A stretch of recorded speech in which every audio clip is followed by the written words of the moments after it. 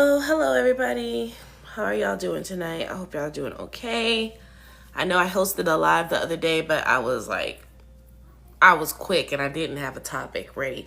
Well, I did, but wasn't nobody really even coming up here to talk about it. I guess everybody had moved on from Kamala and Meg and her doing that whole performance. But the situation around Meg performing for Kamala, it brought up some other questions about modesty and modesty culture. And I've been seeing a lot of women online.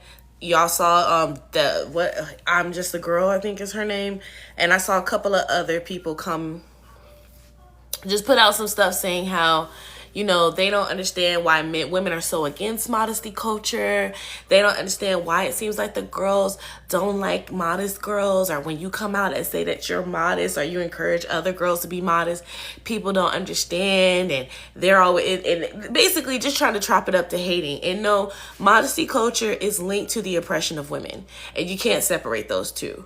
A lot of people, especially women, want to try to sugarcoat things or look at the surface level of these conversations.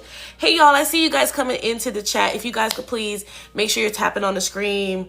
If you have any conversation that you want to give about this topic, please, request to come up. You're more than welcome. But definitely tap on the screen. I'm trying to get more views in here because I do want this on the FYP.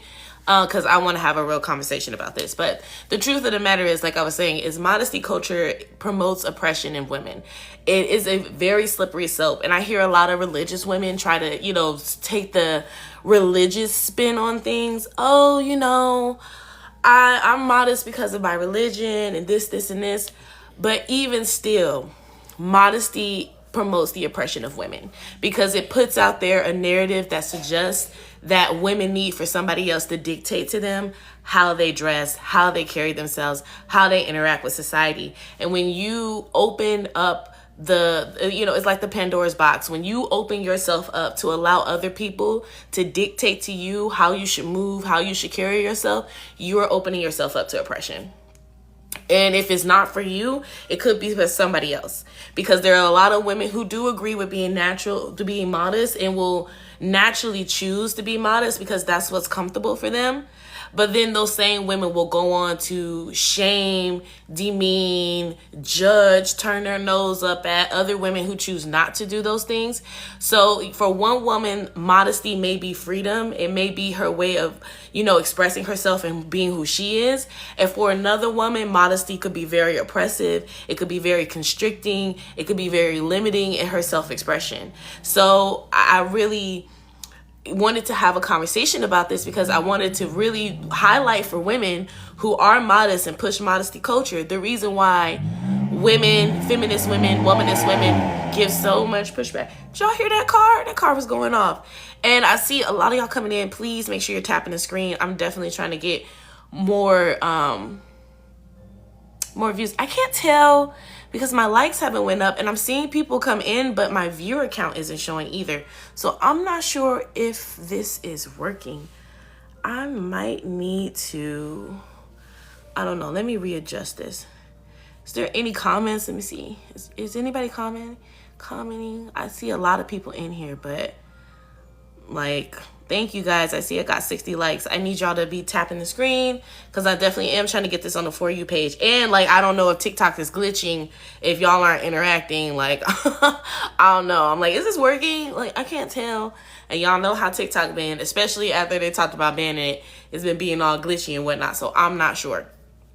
But again, I just wanted to talk about this topic because I really want to highlight for women, especially religious women, because they refuse to acknowledge that religion is oppressive and that one of the goals of religion is to oppress women. That is a part of it. Oppression of women is baked into religion, especially the Abrahamic ones, Christianity, Catholic, Muslim. All of those religions are Abrahamic religions, and baked into those religions is the oppression of women. And so, let me see. Hello? Hello. Hi, welcome to the panel. How are you today? Doing well. How are you? Doing well. Do you go by Cat or UFC? Cat. Okay. Well, what would you like to add to the topic today, Cat? I fundamentally, on every level, disagree with what you're saying. Okay, please elaborate. So, you're saying that these Abrahamic religions are the ones responsible for oppression of women. A lot of them are, but Christianity is the only one that lifts up women. Where at? How so?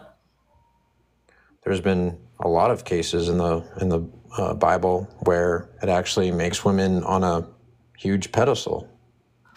I mean, I hear what you're saying, but let me be fully transparent for everybody watching. I am an agnostic atheist today. I grew up Christian, and part of my Christian journey was training to be a missionary. So I'm very well versed in Bible verses, and I'm very well versed in the actual scripture. So I'm here to tell you that there's not too many scriptures that actually uplift or pedestalize us women, unless it's in conjunction to them being birthers. So That's not true at all. How can you read the Bible and say that? You're a priority. If you're a man's husband, you're a priority. That's not But true. I mean, this is the same book that condones stoning women. So I mean, I'm not lying.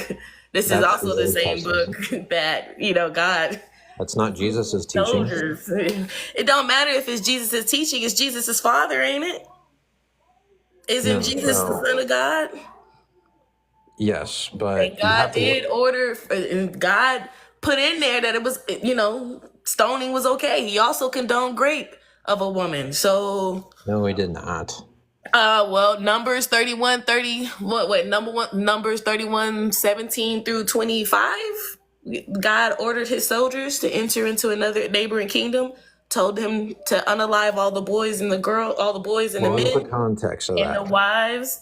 It don't matter the context. When is it? And there are contexts where it's okay to grape and kidnap children. So if you read the Old Testament, you know that the theme of that is the struggle between God's chosen people, them betraying them having lives of wickedness and lawlessness, and him having to restart the covenant all over again with humanity. That is the Old Testament. He could have did that with a flood or a stoning or fire and brimstone. He did not have to send in soldiers and tell them to unalive the men, the women, and any woman that's known a man by laying with him and keep all the virgin girls for themselves. God didn't have to do that. So I'm confused about what we're talking about. I thought it was modesty culture equals suppression of women. That is it. Modesty culture is an extension of religion. So religion is always going to come up in the conversation. But the thing is, you see in places in the country, especially in low-income areas that don't have or prioritize Jesus as the follower in the household. That's what low-income earning community doesn't prioritize Jesus? There's a lot of them. I mean, just look at the crime rates. Which ones? Because the low-income neighborhoods that are black, all black people are very Christian and very conservative. The Mexicans are most of them are Catholic or Christian. Hey, host, so could you pause for a second? Wait, because you're saying a lot of things that I'm trying to qualify. So when you say Christian, do you mean because they say they're Christian or they're practicing? Because that's what their belief. It doesn't matter whether you're practicing or not. It's about what your core belief system is. And a lot of black people's core belief system is aligned with Christianity. Well, a lot of black people are homophobic or transphobic, and they get that directly from the church. A lot of black people subscribe to the man being the head of the household and the woman having to be submissive and following the man. That comes directly out of Christianity and out of the church. So black people may not practice or may not be in church, but the black people's core moral belief systems, by and large, comes from Christianity. Yeah, but there's a lot of preconceptions in what you're saying. So, like, you're not really defining anything. You're saying because black people overall, maybe more poor black people, believe in Christianity, that there's some extension of what the belief is and how they act in real life. There's a lot of ways I could say. Your core beliefs make up your actions in life. Are you trying to suggest that your moral compass doesn't guide your decisions and interactions with other people? Look, even you added in another preconception there. So let's go back to what you said. No, I asked you a question. Yes, but how does it apply? Based off of what you were implying, are you trying to suggest that how people treat each other isn't based off of their moral beliefs or their core judgment? That's not Is that what you're trying to suggest? I'm trying to follow along.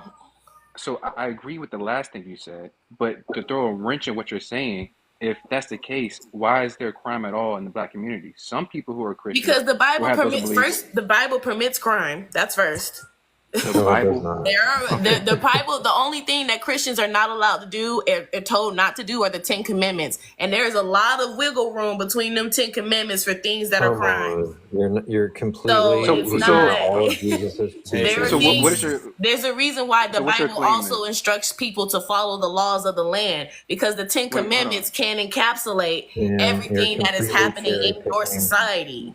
You're We'll go So back completely and forth. taking the Bible out of Hold on, wait. context. We'll go Yo, back and hey, how forth you about the guys doing Bible all day. today? What is hello, it? and let me get some order back on the panel. I let Kat go. Mo Better came up first, so I want her to go, and then I'm gonna have is it Norin?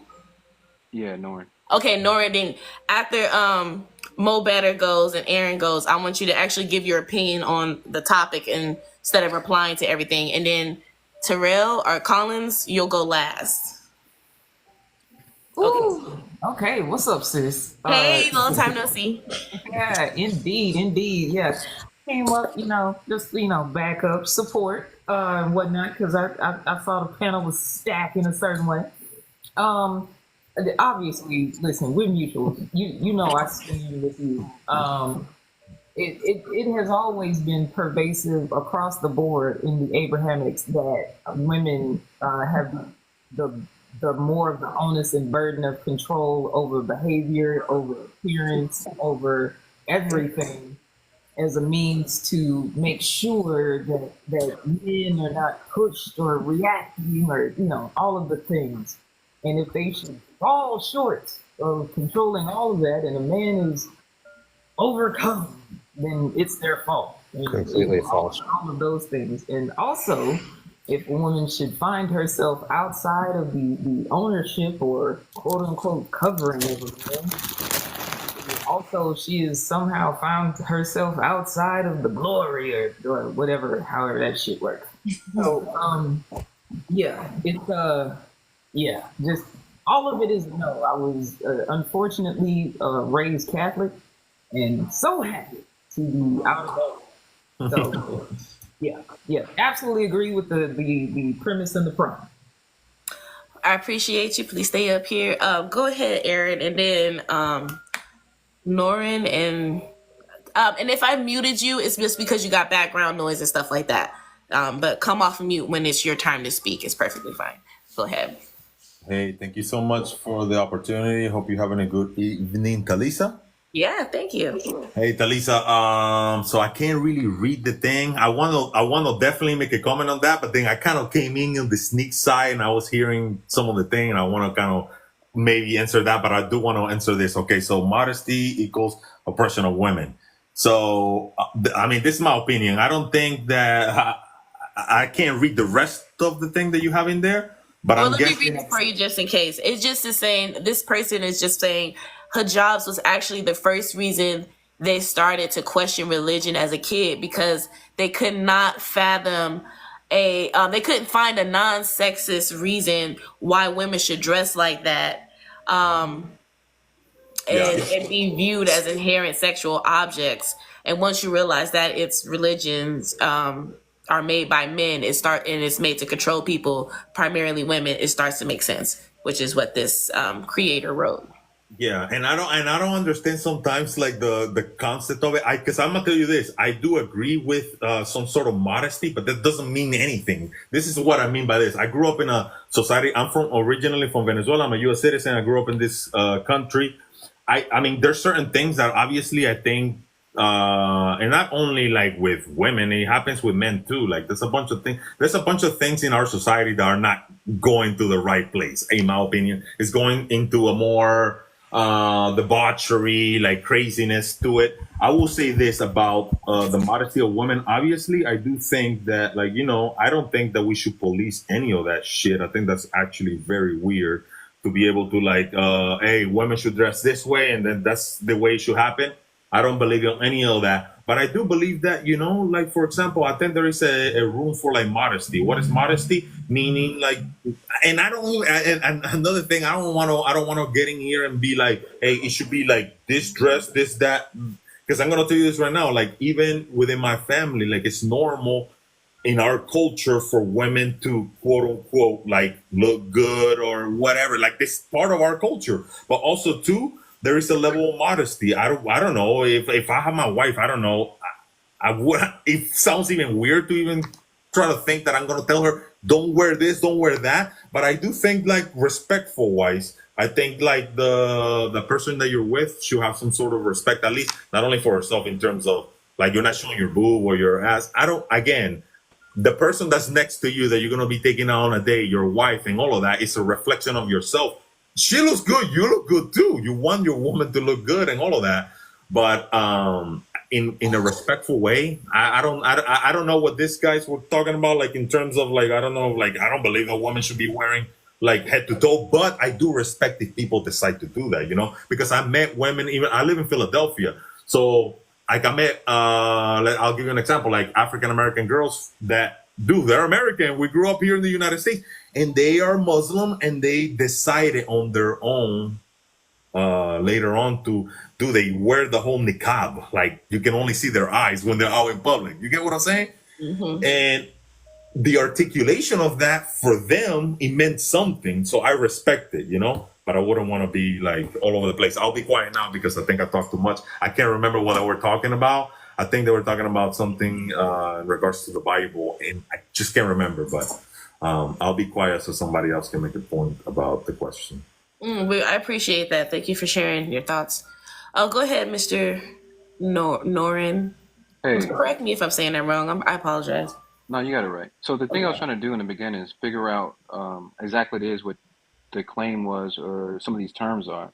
Because I think if we break it down a little bit, this would be in different categories, and we probably agree on some things and disagree on others. So can you give me an example of modesty culture before I open my mouth and assume what that is? Yeah, modesty culture is simply a belief that women should have to dress in a particular way in order to be respected and deemed as valuable as by society. This is Okay. often a notion that is pushed by church. And we hear things like, oh, look at her, she's dressed like a 304, which now gives people the license to treat her, view her, speak to her as a 304 based upon how she is dressed, or perceive her as a 304. And honestly, I don't really see nothing wrong with being a 304. I would put that out there. But society has decided that women who are 304s are less than, are shameful, are sinful, are nasty, are dangerous, and therefore they should be treated as such. And so if you're dressed in a manner that people associate with being a 304, they're going to treat you as if you are. And then Okay. shame you for it, essentially. All right. That was a lot. So let me repeat it back to you so that way I know I got it right. So modesty culture is when um, anybody, but specifically men, try to get you to dress a certain way because if you dress unmodestly, they shame you. And one example of that is if you dress in a way that's associated with being a 304, and that is also associated with a lot of negative stereotypes. Did I get that right? That's close, except I didn't add a bunch of men or say only men. I said it was a belief. It's a belief that one holds. Women push modesty culture on to other women as well. So Gotcha. Okay. So not just a man. It's primarily pushed by men, but other women adhere to those beliefs, and they will also enforce it on other women as well. okay. Well, I think we're getting a lot of things confused here. So like I would agree with you that you shouldn't treat anybody differently up to a certain line. And you should be treated everybody with respect. But I would ask you this question really quick: do people get to decide what their preferences are when it comes to engaging with the opposite sex? And the reason why I'm asking this is that maybe we could agree that a person who's promiscuous, that they have the right to do it, and there's nothing wrong with it. But then people get to also choose if they want to engage with that person because of that behavior. Would you agree with that at all? I'm just trying to Yeah, get a you get to choose who you want to be with, who you want to have sex with, who you want to be in a relationship with. right, You don't get to choose how you treat that person. right. Okay, so what if there was a good amount of people outside of maybe saying negative things who just say, "Hey, listen, I don't like that you dress this way. Not that I'm judging. I just want my woman to dress in a way that's not like that." And you told me that you were promiscuous. I also don't like that at all, and I would like it if the lady I was talking to was less promiscuous. Would that be okay? Would you agree with that? Yeah, I would encourage the person maybe not to say anything. You could simply say, "Hey, I don't think you're the person for me," and go on about your way. Hey, I don't think we're compatible. I don't think we want the same things. I don't think that we match each other's vibes. Or you can say nothing, but I don't want to be in this relationship, or I don't want a relationship with you. All of those answers are suffice. But when you start to add I don't really want to date a person who dresses like that, or that's when you start to unintentionally shame somebody. Your intention may not to be to shame them or put them down, but language still has an impact, and it still impacts that other person, whether that was your intention to or not. So you don't necessarily, I don't have to tell you every nasty thing I think about you as to why I don't want to date you. I ain't got to tell you you're short, your dick small, your breath stank all the time, your booty, you're always dirty, and I ain't got to do none of that. I can simply say, you know what? Hey, you're not for me. I don't think this relationship is for me. I'm going to move this way. And Yeah, I I get think where the that. problem comes in is where people feel like they have a right to now tell you about why you're wrong and what's wrong with you and why they're not choosing you. You can Well, just say you're not for me and move on. right. Well, in my example, I said that the person was like, "Hey, you told me you're promiscuous, and I would like someone who's less promiscuous." I think You that's can okay to just say. say nothing. You can just say, I don't think we're compatible. You don't Yeah. have to go into, oh, well, you're promiscuous and you told me about your sexual escapades and I Whoa, don't whoa, really whoa. like that That's not and the way I all of said it. that right there, that all the extra, you don't have to tell somebody why you don't want to be with them. What You if they can want to just know? simply say, I don't want to be with you. And Okay, that is enough. Full stop. I think we're getting in the weeds here. So I think one is you should definitely respect the person. I think if you're being assertive about the fact, especially if the person shares it, that's okay. But so back to the modesty culture thing.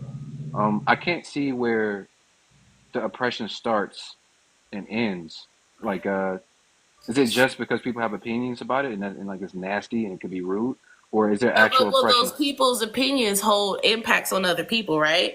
Yeah, that So goes for bullies anything though. don't always use violence to bully people. They use words. They'll pick on a person. They'll say things in a way to make that person feel less than or to put them down. And if you do that and enough people get in, one person doing it, you might be able to overcome it. But multiple people doing it, people in your community doing it, people who you don't know doing it, that will slowly start to chip away at your self-esteem. So when I say things like, modesty culture, holding a belief about how you want to dress, that's one thing.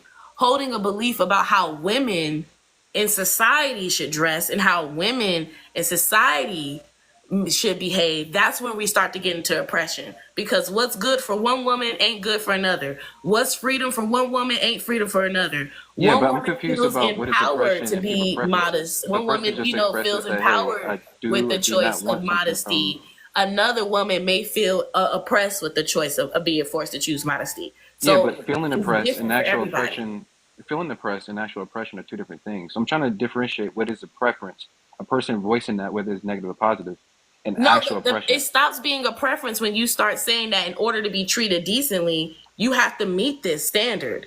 Right, but And when does you it can become sit here and oppression? say, I feel like, everybody should be I don't know if respected, you can hear but my that's question though. not reality. The reality is Can you hear what people I'm are saying? out here treating people like shit based off of what they look like, Yeah, I based off hear of Nasty. you, how they but perceive you. So These okay, you can these say what we're I'm supposed to do, but I'm saying what the reality is. And what the reality is that humans who hold a belief that women are supposed to be modest tend to turn their nose up at, I don't know if judge, you are getting or what I'm saying though. disrespect women who do not fit into that modesty belief.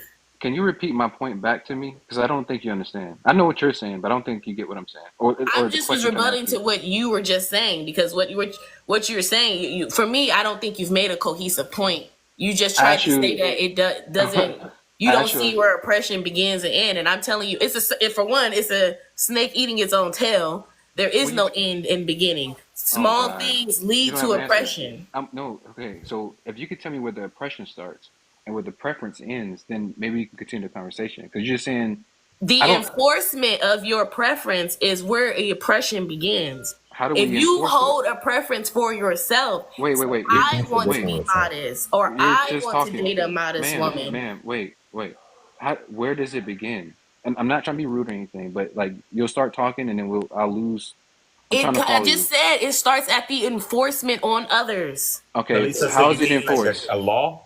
That How is I'm it sorry. enforced? No.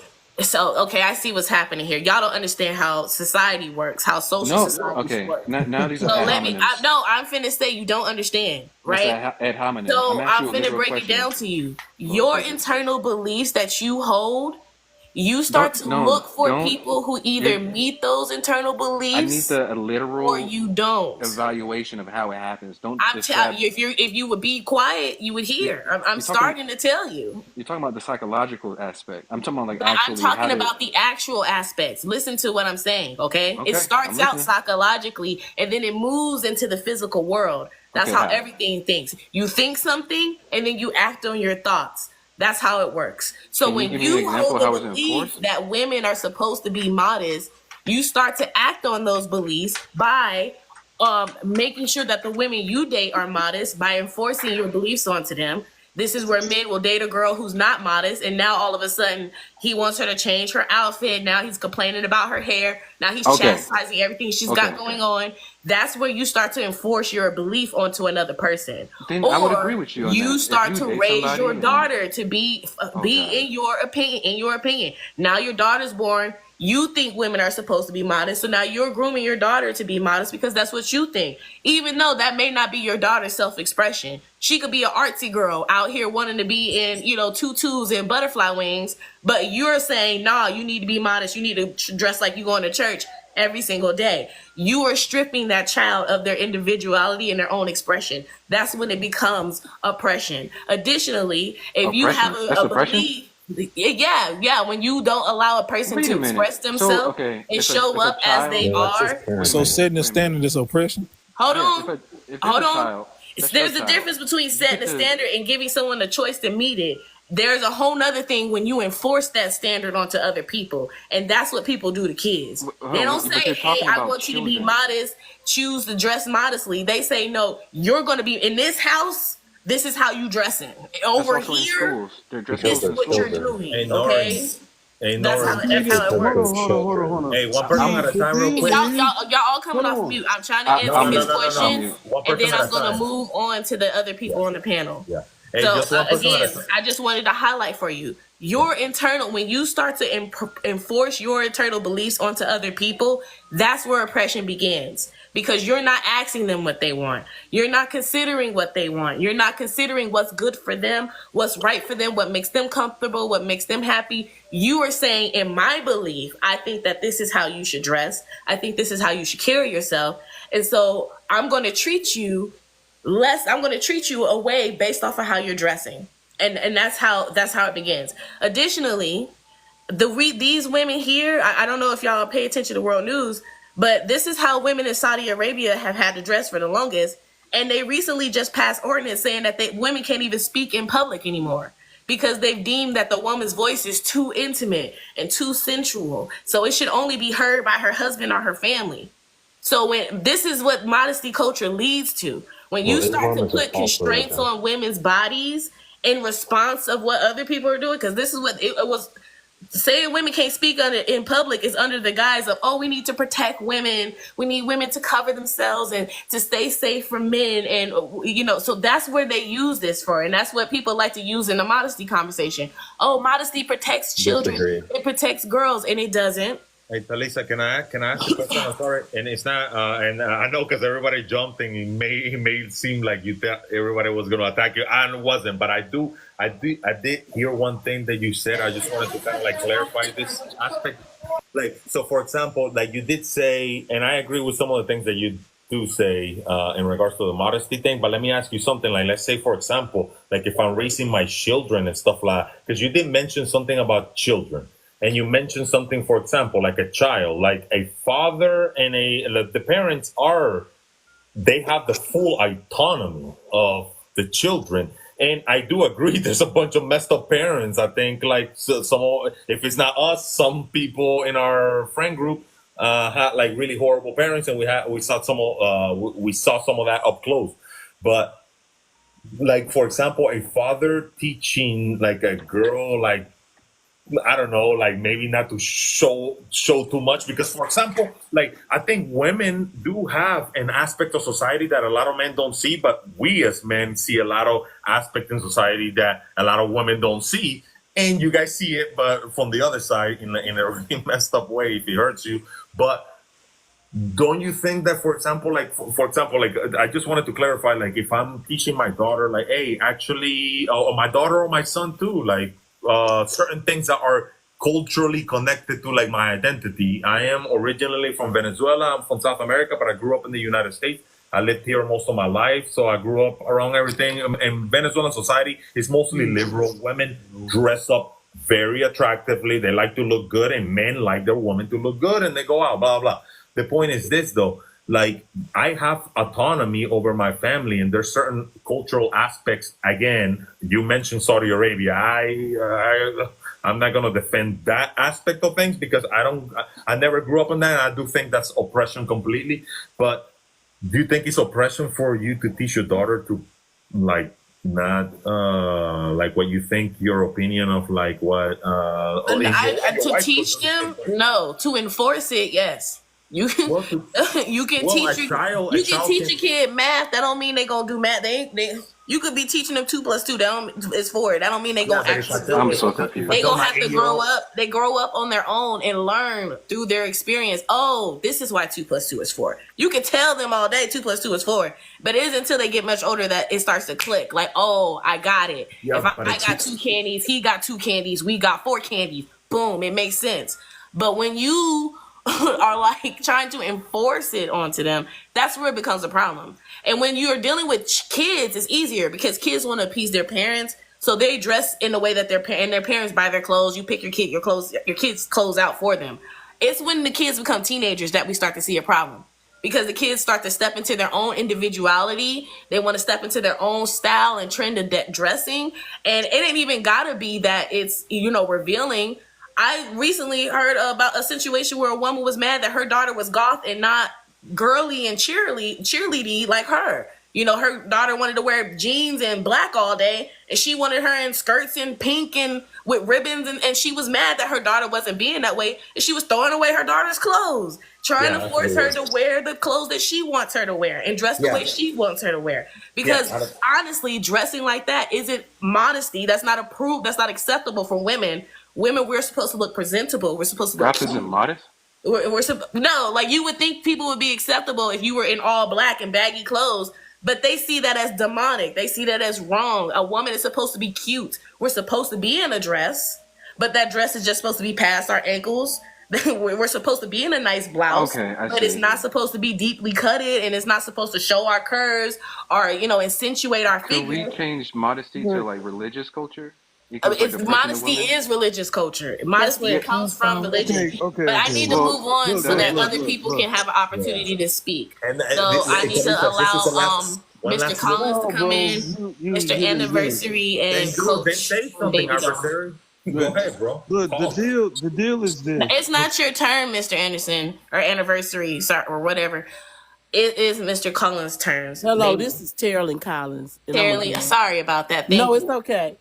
I just, like him, wanted clarity because I remember at the beginning that you were talking about God, and then I heard your explanation about the modesty culture. I never heard that term before. Is like a Christian point of view about clothing or whatever. Is that right?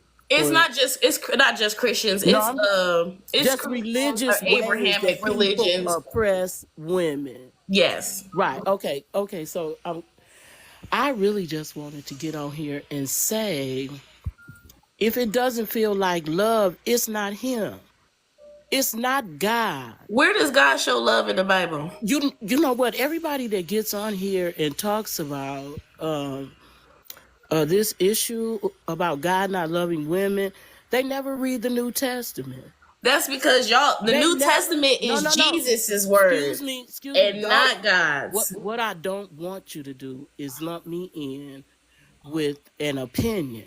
I Well, look, what believe. I I don't just want you want to to. do is get up here and preach the gospel because I'm not No, gonna let I'm it not fly. gonna preach. I can have a conversation. Well, what I want to say is that I think you're right about what your point of view is. That religions do use. Why? Because men are interpreting the Bible. Men have their own, and I'm not talking about men, male. I'm talking about mankind, and they have twisted the word of God, for people to have these type of questions about God. But that's not on him. That's everything you talked about that was negative about what happens to people. It was other human beings that was committing unloving actions against other human beings. That has nothing to do with God. And that's all I It want to has say. it has If it everything to do with doesn't God. look I like really, I love, if really it doesn't feel like I don't look. I'm gonna have to let you go. I don't even want to get into it because y'all not gonna get up here and sell that whole God is love. God is the God of fire and brimstone. Okay, God rained down fire on people. God ordered His soldiers to unalive children and grape girls, young girls. Okay, God was okay with the stoning of women. God said if a man grapes a woman, pay her father 30 pieces of silver and then marry her. Like, y'all not gonna get that off. And then y'all come up here talking about, oh, the New Testament. It's the same God, though. It's the same God. I don't care about the New Testament. The New Testament to me is worse because your God said in order for you to be forgiven, you had to offer him a human sacrifice. You had to sacrifice a human being in order to receive your God's forgiveness. So you're not going to get up here with me and get that off. So we're going to move right on. Go ahead, Mr. Anniversary. I think you were up here first, and then Baby Doll and Coach Kurtz can Hey, go. Talisa, can I say goodbye real quick? I just wanted to say goodbye real quick before everybody. I think this was a great debate. I'm actually if you do debates like this, I would love to join in. I may not agree. I don't think I agree, especially some of the stuff that you said, Talisa. But I respect your opinion. I think it's important for people to be able to hear you out and stuff like that. And also, again, going back to the modesty thing, I think it goes all over the place. But I want to thank you for allowing me to come in here. You're like a little dictator. You know how to. You I need people to know this is not a democracy up here. No, this is not a democracy. This is a Talisa tatership, and I say what goes. I try to host debates. I'm gonna tell you this right now. People listen to you. They don't listen to me. But I gotta go. I saw you commanding the thing here. I'll take it into consideration. But hope you guys have a good debate. Thank you again for letting me in. Okay, I'll follow you now. Talisa, I'll see you next time. Okay, take care. Thanks. Have a good one. I'm gonna let y'all back up here, but I just want to make it clear. If y'all in the comments talking about I don't know the Bible, baby, I was a missionary. I was in missionary camp. I was trained to literally do Bible battles on the sidewalk. Okay. Whenever a person walked up to me and was like, but what about this? And what about God? I was there to flip it to the scripture and be like, well, God said here that and God's love. So when I say I know the Bible better than most Christians, which is why when I say things like God ordered his soldiers to kidnap and rape young girls, people be like, what? No, he didn't. Yeah, he did. I read that in the Bible too, but that's humans. You talking about humans? That's humans. You talking about God humans? said it. When is it God? When he talking to the burning bush? That's not God. I'm talking about your topic on what you said modesty culture was. How people oppress people by telling women that they need to dress a certain way and they can't talk. That is not anybody listening to God, and that's all I'm saying. They're quoting scripture, so we can say that it's not God, but you're saying that based off of your interpretation of the same book they're interpreting. No, I was in the church too. Missionary, evangelist, choir person, a speaker, a singer, a soloist, all of it. Chicken dinners on the weekend, barbecue, everything. I was in it almost my whole life. You sound And like you still in it. You still no, no, drinking the no, no, Kool-Aid. no, So it hasn't no. allowed You you know, to no, fully because step back and say, you know what? That God of the Bible, the one that requires you to sacrifice a person in order to be forgiven, he didn't maybe ask we me to. shouldn't He didn't. trust that The New God. Testament doesn't. Maybe. The New Testament doesn't ask that you sacrifice a person. He says, "Can you love like I do?" You said the Ten Commandments. Oh, and now you're not finna get this off. Now you're not finna come up here and be Well, disingenuous. you Is mentioned it. John? Are you No, not a Oh John my 3:16 God. Christian? no, I don't. Hey, I don't know hold what on, John. hold on, What hold is 3:16? You don't know on. John 3:16? Anybody? Any other Christians up here? Because I I had to do. say that For every God so Sunday. loved the world that he Not gave his only listen. begotten Son, whoever shall believe in him shall not perish. I believe in Into it. the kingdom of heaven. That is Yes. what your God said. He Now Don't watch you said, this. have Now to watch this. believe in Now a watch human this. sacrifice? Watch But this. I need to let Hold the on. other people on the panel have their opportunity to "Thank speak. you. Know what? So go Thank you. ahead, Don't Mr. thank you." Anniversary, and if I'm saying that right, please correct me. And then go ahead, baby doll, Coach Kurt, supervillain, and then the kitchen 911. You can go after the last one, and then we'll open it back up for everybody to say something. I don't believe that we are in a modesty culture. I think it's the exact opposite. I think we're in a culture now where anything goes, and those people are the ones that don't seem to care how anyone thinks. You got people out here dressing like streetwalkers, walking around children, twerking in front of kids, and grown adult like elderly adults. That's the culture that we live in today. We live in, I could do whatever I want to do, and I don't care where I'm at. It could be in church, it could be at school. It doesn't matter where I'm at. You see my whole butt, so you better not say nothing to me. That's the culture we live in today. There's no such thing as a modest culture in 2024. It's not in anything that we do. Okay, so if we didn't have if there was no such thing as like a modesty culture, there you wouldn't have the opinion that you have right now. How do you The figure that? only way you're able to come up here and talk about, oh, women walk around like streetwalkers, got their cheeks hanging out, and they're not dressing modest, is because there is a modesty culture that women are expected to adhere to, and you carry Where that is with this? you when you view women. So because women are deciding that they no longer want to subscribe to that modesty culture, you are shocked. You're appalled. You're like, oh, what kind of world are we living in today? It's because you still subscribe to the modesty culture and you're trying to enforce that on the people around you. I'm going to move on to the next Oh, person. that's it. There's no modesty culture.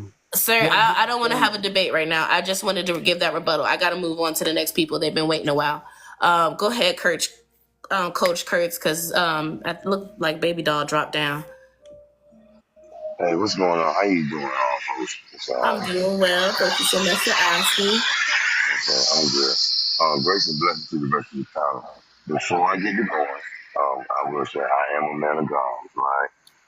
I'm not up here. I will respect the panel because you asked the question in regards of modesty culture. I'm not here to even confront or maybe debate my belief or where your standpoint is on that. Now, if you want me to address that, I will. But I'm just going to address what the topic is as far as modesty. I think where the men might be missing is the point where you're addressing because there is an element that is forced on you. I work private security, right? I'm in Miami, and the club I was working at just maybe 2 weekends ago, I was laughing. The young lady, she had the difference. I don't know if she was from, I don't know what she was Middle Eastern. Mm. She had on fishnet shorts that came through the thighs, the same top, and she had a hijab, right? She had a hijab on in the club, and this was probably about 12, 1 o'clock, right? So what I do understand is I won't say it is a specified religious, culturalistic type of thing because you have people in China, Asia, based on that culture, how they move. Because even in Africa, even our people in certain places in Africa, they do practice those things. All right. Nah, I just left the shop, deal breaker. I'm about to catch the bus to the crib. just the background, y'all. I apologize for the background, but I do believe because now, like as far as tying that into with raising your children, I can't really tie those two together. Now, depending on how you're parenting, that's when you can apply oppression, if that makes sense. You get what I'm saying? Um, but just for as women, I think it is for us. It's nowhere in the world I'm going to say a woman don't respect herself just because she got on some tight shorts or whatever. I was in Subway earlier tonight, and the lady was in there with her mom. I could see the bottom of her cheeks, right? But who am I to sit there and say she don't respect herself? She might have just came from a pool party or something, or she might be getting ready to go out and dance. I don't know, but it's not my place to judge her. Especially one, if I am a God fearing man, God tells us to love your neighbor as you do love yourself, right? So let's just start there. If we're going to start tying in the Bible, um, that's just where I stand, and I'm not saying nothing about what nobody else should do. As a man myself, how I subscribe to the Word of God. Like I don't judge a woman. I'm not. Now I have things that I require my preferences, but I'm not about to sit here and say what her value is based upon what I may see. Now her presentation, it matters. Yeah, it do. But I can't judge her. That's just the Bible tells you, judge ye not, you be judged. Like you can't judge. Like that's just crazy, right? Right. So I I get where you're coming agree. from. That's That's false. That's very false. true. I know that is true. Because then Jesus That's come and say, false. "He who is without sin shall cast the first stone." Like that's He what he said. that is without sin. Notice Yeah, that key he word. who is without sin Okay. cast the So first Without. I don't. stone. Okay. And So did humans, God according to mandate? the Bible, are born into sin, which means that And he also nobody has the right to judge. That was the and point of no, Is the. that's is not modesty that's not. He said make is not righteous being judgments. He said make okay, righteous doctor? Let me judgments. ask you this, brother. Is this is this a fair question to Righteous ask? judgment. And I'm not arguing that. You're right. You're right with that. I'm not arguing that. Listen, one thing I'm not going to do with anybody. If you give me scripture, I'm not here to argue the word of God. The word of God is just by itself. Who am I to argue what He already said? But the question I want to ask, right? If a woman does not practice modesty, is that a sin? She doesn't practice modesty. Yes, it is. It is. No, no, It no, is. No, no, it's no, no, not. no. Okay, thank you. I can't answer. Okay, Can I so answer? nope, Oh, I I mean, said yes. Yes, it is. we're not gonna even go into this back and forth because I still got other people on the panel. So I wasn't gonna go back and Yes, it forth. is. I cuts was from. I'm gonna put you back right. on mute for the background, and Okay. then yeah, come back when you got something to say. I'm gonna open it back up at the end after everybody gets the opportunity to speak. So go ahead. I believe Supervillain was next, and then the Kitchen 911 and Aaliyah. Is that it? You get to go. Oh, and then no, I don't think Aaliyah. I'm sorry. It's Roman Lover at the top, and then Aaliyah. I apologize. I forgot she was up there. Hey Tia, I didn't see too much. I see the big words in prompt. I didn't know what the smaller article was Well, saying. this one here is just saying this girl. I'm assuming she must be Muslim. She didn't put her denomination in there, but she said a hijab was the first thing that made her start to question religion as a kid because she couldn't find a non-sexist reason for women to have to dress like that in a way that implies that they're inherently sexual objects. And once she realized that religion was made by men to control people, primarily women, so that's what that says. Absolutely. And I just want to start by imploring all of you, if you have even maybe 15 minutes to Google Iran before Islam, you will see Iran was a beautiful country that actually worshipped women deities. And because of the religion of Islam, in less than 50 years, it took the women in Iran almost 200 years back in feminism. Iran had one of the most highest population of women physicists. Now today, I believe they can't do education past the third or fourth grade, if I'm not mistaken. I can't remember. I just want to. I just brought that up to show how religion is used to subjugate and control women, and religion is definitely part of modesty culture. Modesty culture is just another tactic that, again, is used to control and subjugate women. The sad part about it is that it's not women's behavior that needs to be modified. It is men's behavior. They do not know how to respond or have self control when it comes to women and girls for whatever reason I do not know. If y'all believe in the God y'all believe in, why would he make women the shape that they are, the way that they look for them to be covered up? Okay, would If you you let your daughter remember, dress I her didn't booty interrupt cheeks you, out? sir. Be a king. I did not interrupt you. Be a king. Y'all, I said I'm gonna open the panel up after everybody who got here gets the opportunity to speak. So just be patient. I know people keep popping up, but be patient. It'll be open back up, and everybody will get their turn. So, Tia, I don't know if you just saw that in 4K when I was talking about men not having self control, especially when it comes to doing whatever they want to do. That That was was thing. I mean, the jokes write themselves. You literally can't make the shit up. They write themselves. Excuse me, F1 in the comment for cursing. I just want to say, and it can be primitive if you feel, but in early civilization, we were able to walk, and I think believe there are still cultures today that walk around. The women walk around topless, especially in hot climates.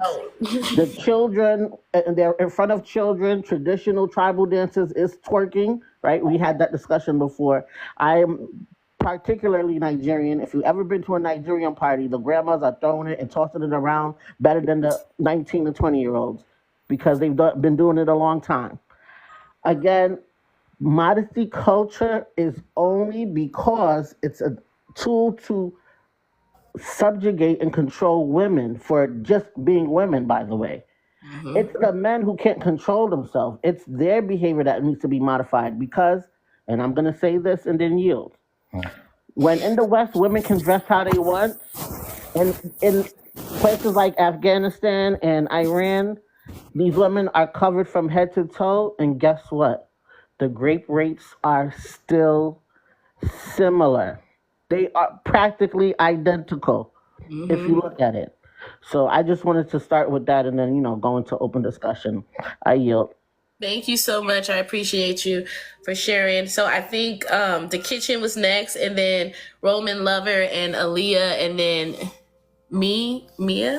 Maya. Sorry if I said that wrong. Go ahead, the kitchen. Yes, ma'am. How you doing, host? Doing great. Thank you for joining. Yes, ma'am. I hope everybody is doing well too. Unfortunately, the sister is lying. I'm gonna tell you why. Because if it was that bad out here, majority of people out here being SA and different things like that. It's not majority. It's It a small is. percentage. Hold on, host. Hold on. Let me talk, host. I know. Let me make this very clear real quick. Let me make this very clear. I said this earlier, but let me make it clear, just in case nobody heard. This here is not a democracy. This here is a Talisa dictatorship, okay? It's a dictatorship. I dictate what happens. So if I want to interject, I can. If I want to cut you off, I can. Everybody else, though, y'all gotta wait y'all's turn. Sorry, not sorry. Okay, but go ahead, finish your point, the kitchen. Sorry. Oops, sorry, I didn't mean to mute you back.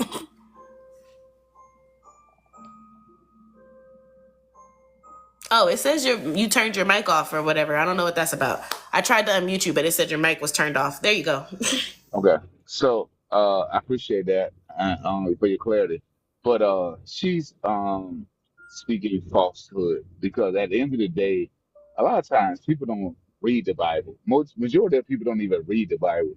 And if they go through the Bible, they really understand what's going on, right? Let me give you one example of one of the things that go on that people talk about mostly slavery, right? Slavery is they talk about, oh, if you have slaves, remember the key word, if you have slaves or if you have a slave and the Bible says you have slaves. No, you don't. You don't have to have slaves. But if, however, if you choose to have slaves, you have to do X, Y, and Z. But they don't talk about that. They just say, oh no, Bible condones slavery. But they don't talk about what if you have slaves, you have to leave them and let them free after 7 years if they are prisoners of war.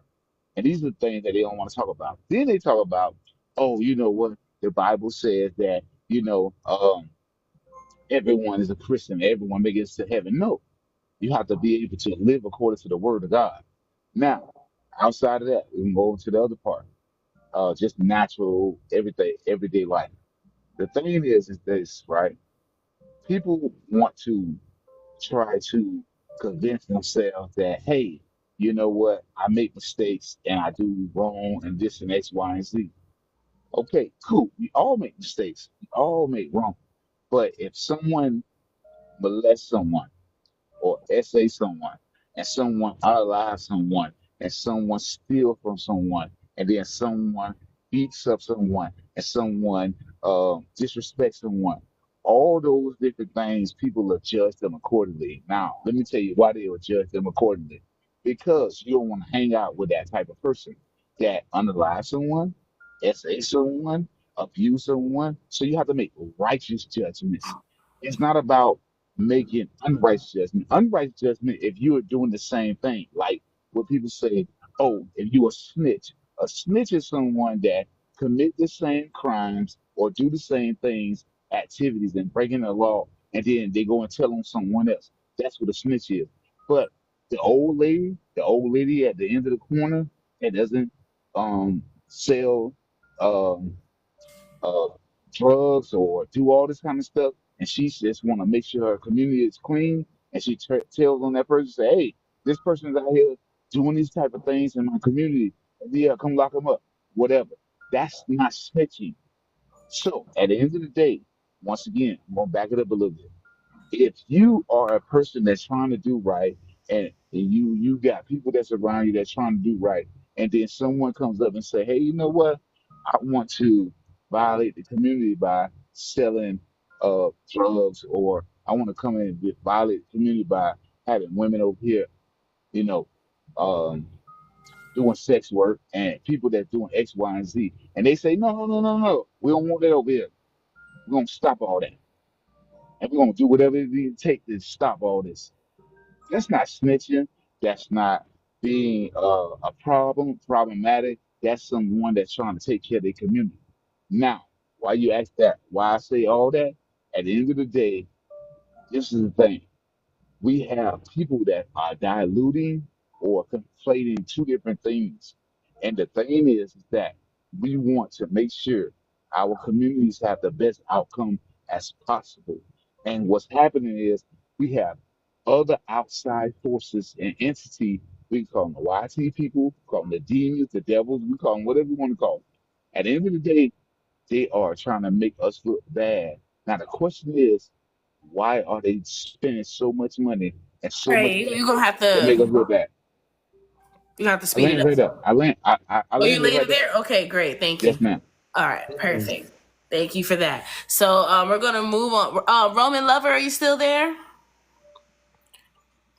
It's your turn, I'm boo. here. Can you hear And me? yes, I can. And then Know Your Nature and Aaliyah, you guys will be next.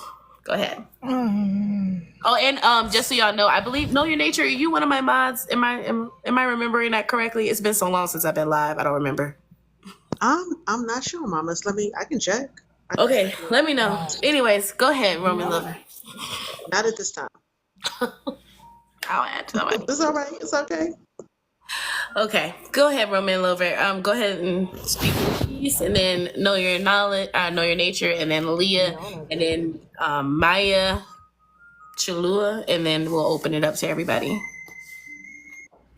Can you hear me? I can. Okay, so hi everyone. I hope you guys are having a good night wherever you are. So this topic is pretty interesting because of my background coming from a Muslim household. So modesty from since I can remember has been taught to me, instilled in me since I was a kid. And yeah, it's a thing. And I feel like from what I've been seeing as of lately, especially on since I've been on TikTok, I've recently just started to be on TikTok. I've just been seeing a lot of extreme examples from individuals on this platform, such as because growing up, I was taught that, you have to cover your hair, you have to not wear too much form fitting clothes and stuff like that. But on TikTok on here, it's kind of like you have people talking about, oh, well, if you show your wrist, that's being immodest. If you show some of your hair, that's being immodest. If a little bit of your ankle is showing, that's being immodest. And so I just feel like there's been, how do I put it, a lot of extremism. Now, granted, I'm not going to sit here and act like I don't know what it is. I've seen plenty of people who put on the hijab through their own volition, wanting to do it for spiritual reasons. That's their business. But I've seen plenty of examples where people have, since they were a baby, grew up wearing it and not really having a choice in it. Like, you know what I'm trying to say? So Yeah, I I'm get what you're not trying to say. I'm not blind to that, and I feel like it's starting to be like a big conversation amongst Muslim women in regards to that, because oftentimes you'll see like certain creators not feel comfortable to talk about religion and stuff like that because they're oftentimes judged like, oh, well, you're supposed to do this, you're supposed to do that. Or if a creator so happens to take it off, the hijab off, she gets a lot of like harassment. She becomes like bullied and stuff like that. Like, I've seen it plenty of times, like go throughout many platforms of people, for whatever their reason is, that's their business. One day they'll come back, they're not wearing the hijab anymore, and you'll just see a bunch of hate comments and people just like damning them. Trying And to it's, shame them back into hiding. That's what they're trying to shame them back into the hijab. That's yeah.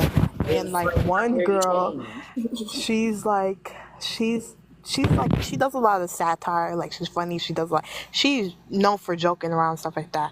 And I think over the summer she had took it off, and then people, her comments was just crazy, and people were like coming in her defense like, hey, like, you guys, like, you're doing too much. And then recently she put it back on. She said it like, oh, well, you know, I put it back on because you guys have harassed me to put it back on again, so here you go. And a lot of people didn't like it when she said that, but I'm like, it's true. Literally, after her video of not having on, literally people were harassing her. And it's kind of like, at the end of the day, people have their own beliefs and their own spiritual journey. I'm not here to argue that. It's none of your business. Why do you care so much? And then the funny thing about it is, people don't like to talk about it. I feel like, while I agree with your point of modesty being more so of a culture to like control women, because Islamically, men are supposed to be modest too. They're not supposed to wear jeans. They're not supposed to wear t-shirts. They're supposed to wear the equivalent of a abaya. They're supposed to grow a beard. They're supposed to wear certain things too that doesn't show their shape at all. But because of misogyny and patriarchy, a lot of people don't talk about it, nor is it enforced. And because I know it isn't, because oftentimes I've come into conversations with people that be like, oh, I never knew that men had to be modest. And they're I didn't Muslim. either. I didn't grow up Muslim, so Yeah. I didn't know that either. I did, Yeah, but when you like, said it, it reminded me of seeing Muslim men who did do that and what they were wearing, and I was like, oh, I never really thought yeah. that they were like expected to wear that. I kind of always thought it was a choice because that's the way they make it seem. They don't Yeah, make it seem like no. men have to. They make it seem like, women are supposed to dress like this, and then the men just do whatever they want to do. No. Like, I feel like that's yeah, no, they're not supposed to be. For example, if you ever seen like videos of like the religious clerks or any of them, they dress modestly. Some of them even covering their hair. You don't see their hair. So it's kind of like, it's the same thing, but due to patriarchy and misogyny, it's not as enforced, and to the point where you'll even have Muslim people that will say, because I've had conversations with elders, they were like, oh, I didn't know that. I didn't know that they had to. And I was like, yeah, they do. They even Selective said like, preaching. they even be like, oh, I thought they could do whatever they want, and I was like, no, that's not the case. But yeah, like, I totally agree with the point. I feel, I 100% feel like it's become a way to control women. I believe that women should be able to dress however they want, regardless of how people feel about it. I will say a little bit of a pushback. I do feel like there's a time and place, but at the end of the day, it's not my business, it's not my body, it's not my wallet. It's not me. And yeah, and then when it comes to the Afghanistan thing, it's crazy because the fact that they're saying that they can't talk and that they can't read and speak, that's totally un-Islamic. This is coming from somebody that I'll admit I'm not the most religious person, but it's like speaking, that's literally a part of Islam. You have to read, you have to recite in order to pray and stuff like that. So how do you expect them to do that if they're silent? Only in the church, only at home. When I say, because even in the, I don't know about in yours, but I know in some Muslim churches, the men and women pray separately. Like the men will pray in one room and the women will be praying in another. And so even then, like you can do it in the church and you can do it at home, but don't do it outside your home. And that's why I was trying to touch on the fact earlier that modesty culture is an extension of religion, absolutely. Mm-hmm. But they use it to suggest that they're doing it to protect women. This is to protect women from men, you know, and that's what women shouldn't speak in public because their voices are just too intimate. But what really happens is like every time, and if this goes into your point, right? Modesty started out extreme. Like it started out with women having to wear long dresses, having to wear, sleeves, having to wear gloves. At one point in time, women couldn't show their hands. You had to wear gloves when you walked outside, and, or wear a little hat that covered your face. Like those, and that's the reason why in black churches, grandmama and them show up in a big old dramatic hat that cover half her face. That was the expectation for women at one point in time. And through history, it started to lighten up. That's not cap, sir. Do you know women's history? Do you know the history of women's clothing? I do. It's called the history of women's clothing. Why don't women's clothing have pockets today? It's called Baptist. Why don't women's pockets have clothes? Why don't women's clothes have pockets today? Women want to put peppermints in them. Oh, no, exactly. You don't know the history of women's clothing, sir. Don't try to get up here and try to lecture me on what is and isn't true as far as it comes to how women were expected to dress. You don't know. Why not ask me why is cap? Why is what? I'm not even done with my point. Why is cap? Why? Because I don't need to know that it's cap. Why yes, it's cap? Because I know. Can you control yourself, sir? Can you control yourself, sir? There was another woman speaking. Louding out it's cap. Don't tell me nothing. Have been speaking to do everything. Well, I wasn't even anyway. So as I was saying, he kind of made me lost some of my train of thought. But I know. As I was saying, you just got a real. Can you mute and show you have some self control? Exactly. Like what? But yeah, I remember I had interjected you to say that oh yeah, because women, it started out on the extreme end. Like women had to cover each other themselves, and then throughout time with the feminist movement and things like that, people became more lax. It was like, it's okay. You can show your ankles, you can show your wrist, you can wear your hands out. Like that's fine. And what's happening is, as women are starting to even more push back on modesty culture and leave the church, because women are leaving the churches in drove, we're seeing an extinction burst where the traditional people are freaking out because they're looking around society and no longer seeing their religious values anymore. Which is why they're coming on here talking about to be modest, you got to cover your ankles and you got to do this. They're trying to go back to the old modest way. Sir, do you want to be up here? Do you want to be a part of this conversation? Like, is he an old ass child? Because if you don't want to be a part of this conversation, if you're not here to learn from women, then please, because you've already acknowledged that you don't know the history of women's clothing. So I don't know the history. Say no, you don't. I just asked you why women clothing don't have pockets today, and you couldn't tell me. So you don't know the history behind women's clothing. You don't know the history behind how women had to dress. You may know a little bit about how black women had to dress. You know that we couldn't share our hair at one point in time in this country. Why are you talking about women? We talking about black women, right? No, we talking about women. Do we say black women? We don't care about women. We talking about black women. We talk about women today. I'm talking about black women. I'm talking about women. I'm talking about black women. This app is. Anyways, I gotta move on to the next person. Roman Lover, were you finished with what you said? I'm just gonna quickly, because clearly has taken up my time. But yeah, it's just an extension of it's becoming extreme, especially like Afghanistan is a great example. And also oftentimes women who are plus size or just a bit curvy, they'll get flack because you could somewhat see their shape in their body. And I'm kind of like, she can't cut off her body. Like, what do you want her to do? So yeah, I definitely agree with your point, especially from like coming from my background. I see it oftentimes, especially like recently now on this platform, it's getting ridiculous. It's crazy. I love my plane. Thank you so much.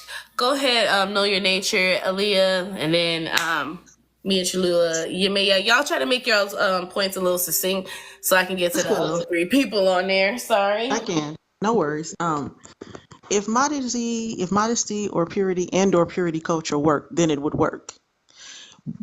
Girls would be covered, wouldn't be looked at, wouldn't be bothered, would not be assaulted. The same for women, but yet and somehow the rates stay the same. Now we've all heard, or if we haven't, there is an exhibit that's currently being hosted in Toronto. What were you wearing? That exhibit.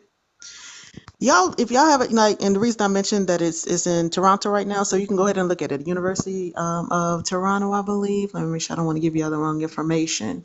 You can go ahead and take a look for yourselves if you need to. Oh, excuse me, no, University of Toledo. Sorry about that. And you can go ahead into their site, and it tells you, just put in, what were you wearing exhibit. It should bring you to the page. Not near one of those outfits are considered immodest. Now, one of them is clothing that you'd wear inside of your home, and the person gives their story on their card about how this was happening to them in their home with their siblings. But yet somehow, that modesty, ooh, and that purity, that's supposed to keep them covered and safe. Did it apply there? They show you some examples, but further on into the exhibit, there was a diaper. So please tell me about the modesty for that. Because you're stupid. You had a dumbass, idiot-ass man that was up here, and I wish he was still here just so I could tell him that. It's males like this that I wish would be born and stay sterile. Because we don't need any more proliferation of your weird-ass, cockeyed ass seed. And I'm not saying that in an ableist way. I'm meaning that for your absolute, abject, and purposeful idiocy that I think that you would hobble your children with. Just dumb for no fucking ass reason. If it worked, it would work. And when we talk about this, while it's usually aimed towards girls and women, boys go through this too who aren't protected. How in the world do you sit up here and say in any way, shape, or form that I'm a man? But you live in a world that people have to sit up there and cover themselves to protect themselves from you or other people that act like you. I would not want to be in any way, shape, or form conjoined, name, verbiage, nothing, with somebody else that could not control themselves if a child showed her little knee or was in a bathing suit. Are you fucking kidding me? Y'all speak to it as if it's a matter of protection. Like, I looked up dress code a couple days ago. Like, what, the point of it. And one of the things that they keep on talking about with dress codes in general, of course, it can deal with fitting in. Of course, it can be deal with a, united front uniform, professionalism. But they also talk about safety. They also talk about distraction. I wonder who that's aimed for the majority of the time. Really, women. It really isn't. If you're going to come tell lies, women, make sure you we're know the it is women's not. magazine. It's not. No. Look, you just got up here, Are just and I know constantly you see doing that there's fact other We're not checking. going people to do that. on the We're not panel. going to do that. We're You not going to just got up lie. here, and Women I are know you always trying see to that compete there's with each other other. people on the panel, sir. Like, you see that there's other people here. Women are There are trying other people waiting to talk. Like, have some decorum and show respect for other people. Don't cut in line. That's first grade. That's elementary school. There's somebody in line ahead of you. Wait your turn. Long do I have to wait? You men that get up here and sit You up here and just show got no up self here, control, so yeah, the there are men that four come up other here, people in front of you, and so they all are going to be offering their opinion on the topic. There are three other people in front of you. Allow those three people the opportunity to say their piece, and then you will get your time to say your piece. 30 But minutes. don't cut. Don't, about 2 because hours. it'll take us longer if you keep interjecting. It'll take a longer time. So that's fine too. See yourself out. That's fine too. Or one of my just a mom's friendly jobs. reminder for all the people, especially the men that get up here and show you have no self control. You keep telling us how you have no self control in other aspects of your life. So we know we're doing the Lord's work when we have you distracted on this app, because more than likely there are other women and or children in your life that are not suffering because your attention is not focused on them. Fuck out of here. Okay, I think Aaliyah was next. Am I saying that right? I keep reading it as Aaliyah, but I'm dyslexic. I could be flipping the maze. It's Alea. Alea, see, I knew Yeah. it. Because I sure was, see, I was like, I don't think that's right. Go ahead. Yeah, it's okay. I'm dyslexic too. So yes, modesty culture 100% is the oppression of women. Like to go back to your dress code thing, I'm a very curvy woman, and I was a very curvy adolescent as well. And I remember having the same exact skirt as my friend. We went to the mall and we bought it together so we could match and coordinate for school. We did the check. We made sure that it was a certain number of inches away from our knee. You know what I mean? So I got dress coded, and I'm like, but we're wearing the same outfit. What do you mean? Why is it not okay for me, but it's okay for her? Then they sent me to the guidance counselor's office, so the guidance counselor could explain it to me because the principal was not with it. So I got sent to the principal's office. So guidance counselor sat me down with the health teacher, like sex ed. And they, for like 45 minutes, almost like a whole period passed, a whole period they took to explain to me how even though my outfit was in dress code, it is different for me because of my body shape. I had those conversations, so I've always been a busty gal. There is no such thing as modesty with my body. My measurements is 48 for the chest, 36 for the waist, and 52 in the hips. Right. Absolutely. I feel that. I try so hard. I used to try so hard to be modest. And you know what? When I was modest, that's when the most things happened. When I'm sexy and loud and proud and confident in my revealing clothing, I'm not getting bothered because now all eyes are on me and it's going to be noticed. They go for the quiet ones, the ones that are low key, the ones that's not commanding the room, the ones whose outfit isn't too loud or too attention grabbing. You're absolutely right about that. Honestly, I've never been harassed in my revealing clothing. It's always when I'm trying to cover up something. It's true. This is why women say they get hit on when they in sweatpants and a t-shirt more than when they all dressed up and sexy. There's a reason why. Go ahead, Mimi. Hey y'all. I just want to speak on two things real quick. First things first being, in terms of modesty culture, I think there's two things that are kind of getting conflated a little bit because purity culture is one thing, modesty culture is something a little different. Like the whole concept of like having to be pure and just such and such is more so into like purity culture, like the whole being a certain type of lady for, those ridiculous reasons of thinking that that's going to prevent you from being harmed. I do want to stress that modesty is something that should be a choice. And that's something that like some women do find to be empowering for when they choose to do so, or they go about their journey. Everyone's process is different. I think that's similar to a ramen. Is it ramen? No. Does that say ramen lover? I think so. Oh, okay. My fault. Lover. Just want to make sure, I'm sorry, which is similar to what ramen culture is talking about, because in multiple religions, not just Islam, it's very common for women to choose to dress modestly. The way it was taught to me growing up, because I grew up in a very religious household, the way it was taught to me was just like, as a woman, it's your choice to decide who gets to see you. And who gets to see what part of your body, and if you feel like covering it because you don't want people to see it, not out of like insecurity, but just out of like that person's just not deserving to see this part of me, then it's encouraged. Like, okay, then if you don't want people to see that, then go ahead, participate in modesty, because not everyone, like, people don't get to demand what they're going to see of you, if that makes sense. And to the second point that I was gonna bring up, this is more so a question to the host. I don't think it was, maybe it's just a coincidence. I don't think you did it intentionally, but today is September 11th, and I know there's a lot of like Islamophobia on the app. I like the topic, but is there any way we could remove the burqas so people don't feel emboldened to be Islamophobic. You know what? I did forget it was 9/11 today. And there's like a And genocide happening I'm in not. Palestine and stuff. And I know a lot of people used Islamophobia to justify it. So I'm just more so concerned about people trying to like use it as an excuse to like be Islamophobic. True. Honestly, I'm gonna tell you, people don't need no excuse to be Islamophobic. They gonna Exactly. do it. And we've been scanning on these comments, and they've been pretty, PG. So if I wanted to include it because it was important for this context and what the person had wrote about the situation, that it was their experience within the culture that had Can I them point one thing out? point on it.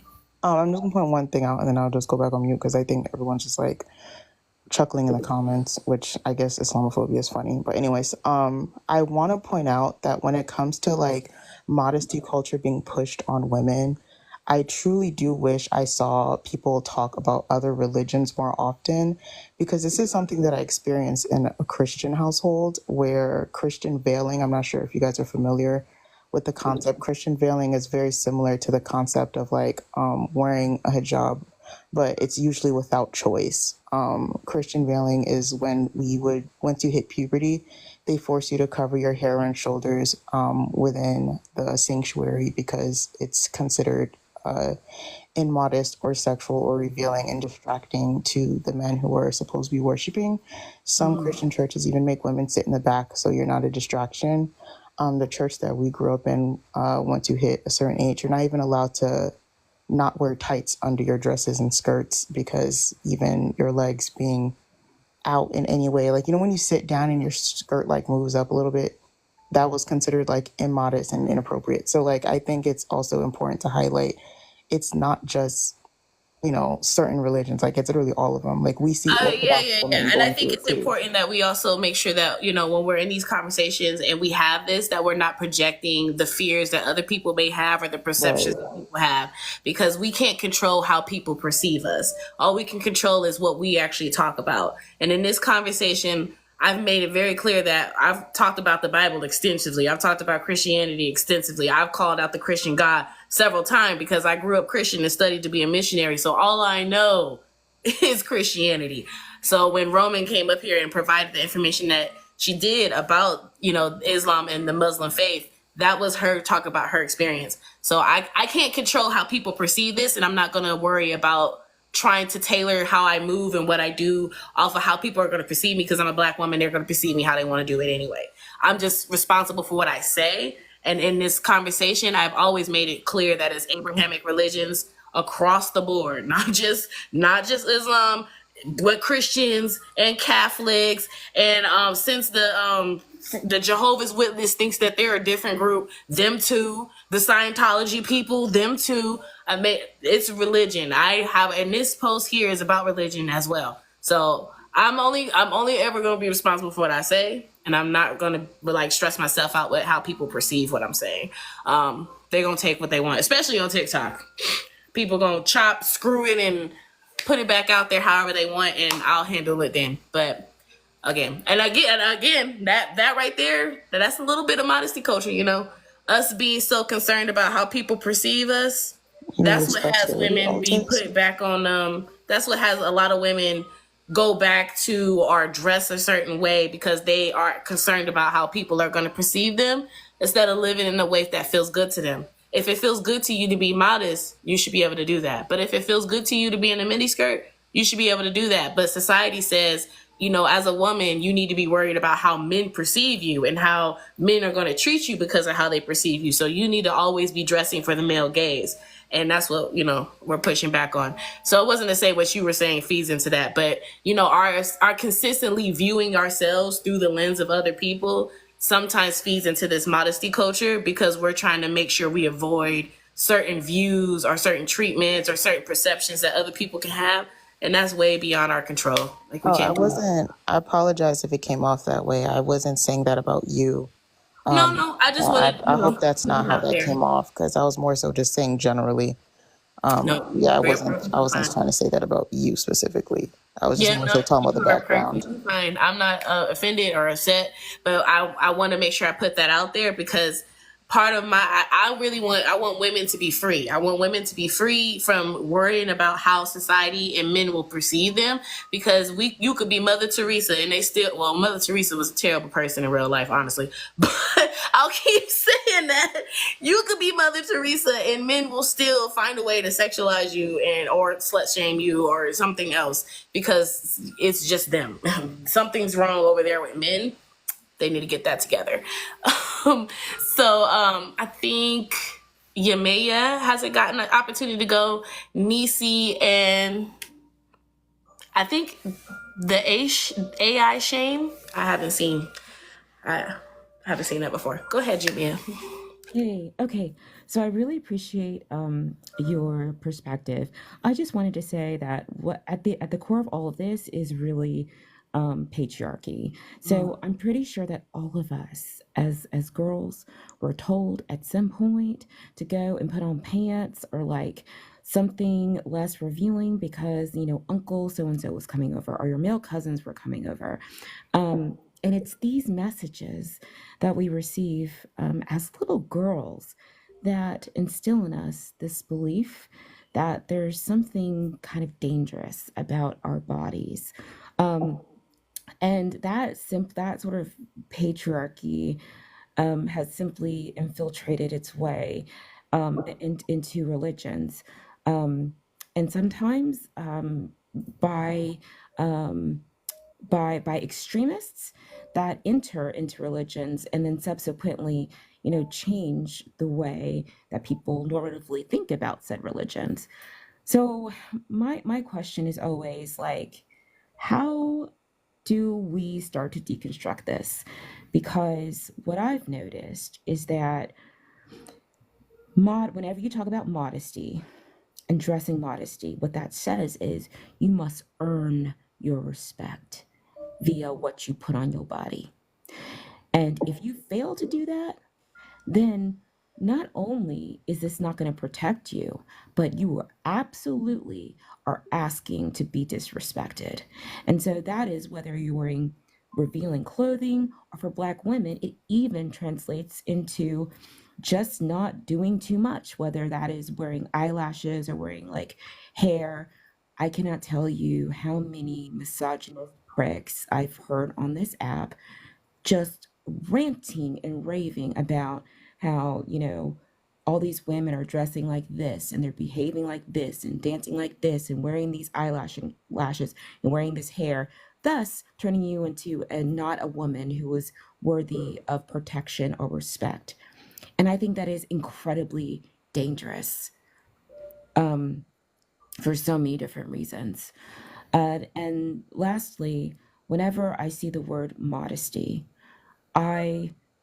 yes, it can sometimes pertain to circumstances in which people, by their own volition, decide that they want to dress a particular way. Good for them. But more often than not, what this is about is men trying to control women. And that is it. And until we can be more honest about that, until we can start to deconstruct that within the religious context and the secular context, I think what we are doing is we are giving men license to think that they have access to our bodies, they have access and the right to intrude on our boundaries. And we will not substantively fight misogyny. That's it. I agree with that. Even like, cause when me, please correct me if I'm saying that wrong, please.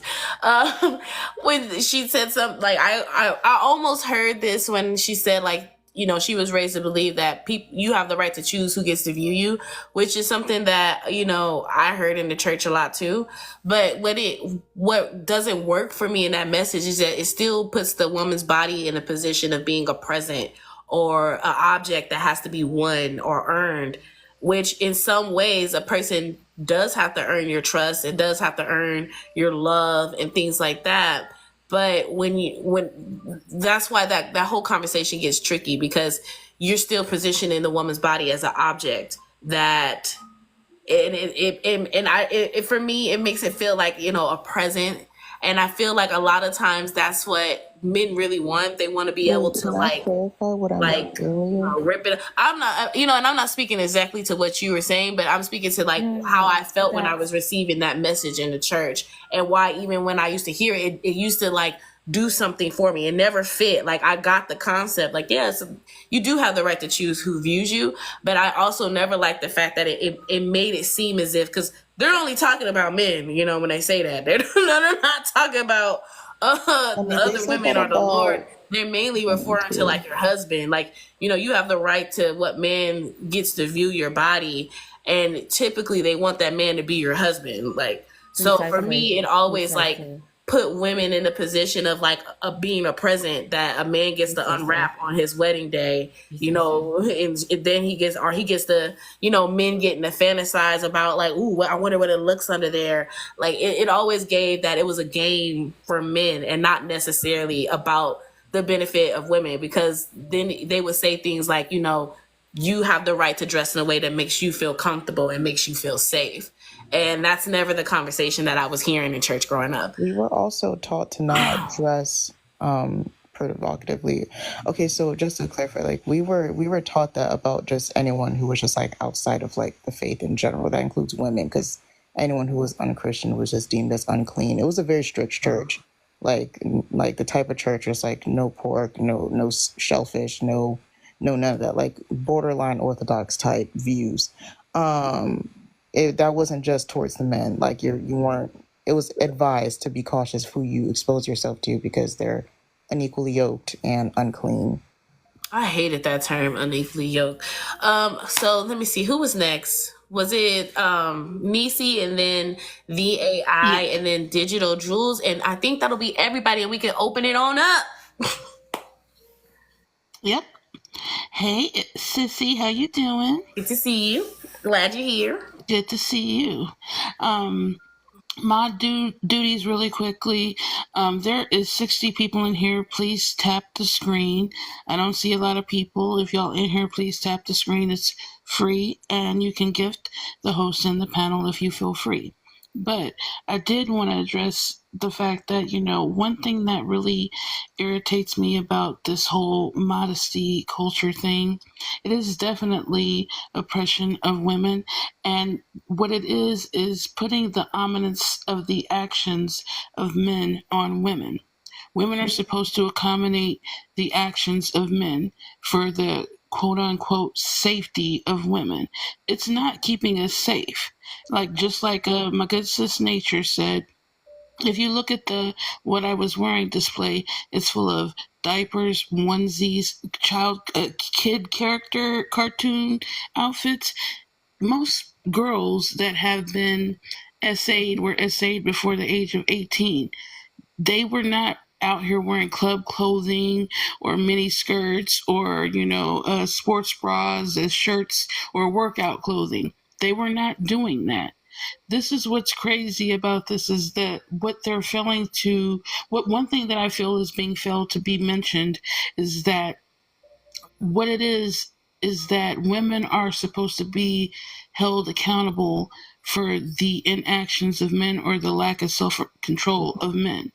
We don't need to be responsible for that. It don't matter what I wear. It don't matter what I have on. Men are going to be men because they are the ones that lack the self-control. The fact that the victims of the men that are predatory are being addressed before the predatory men is asinine and weird. It's just weird.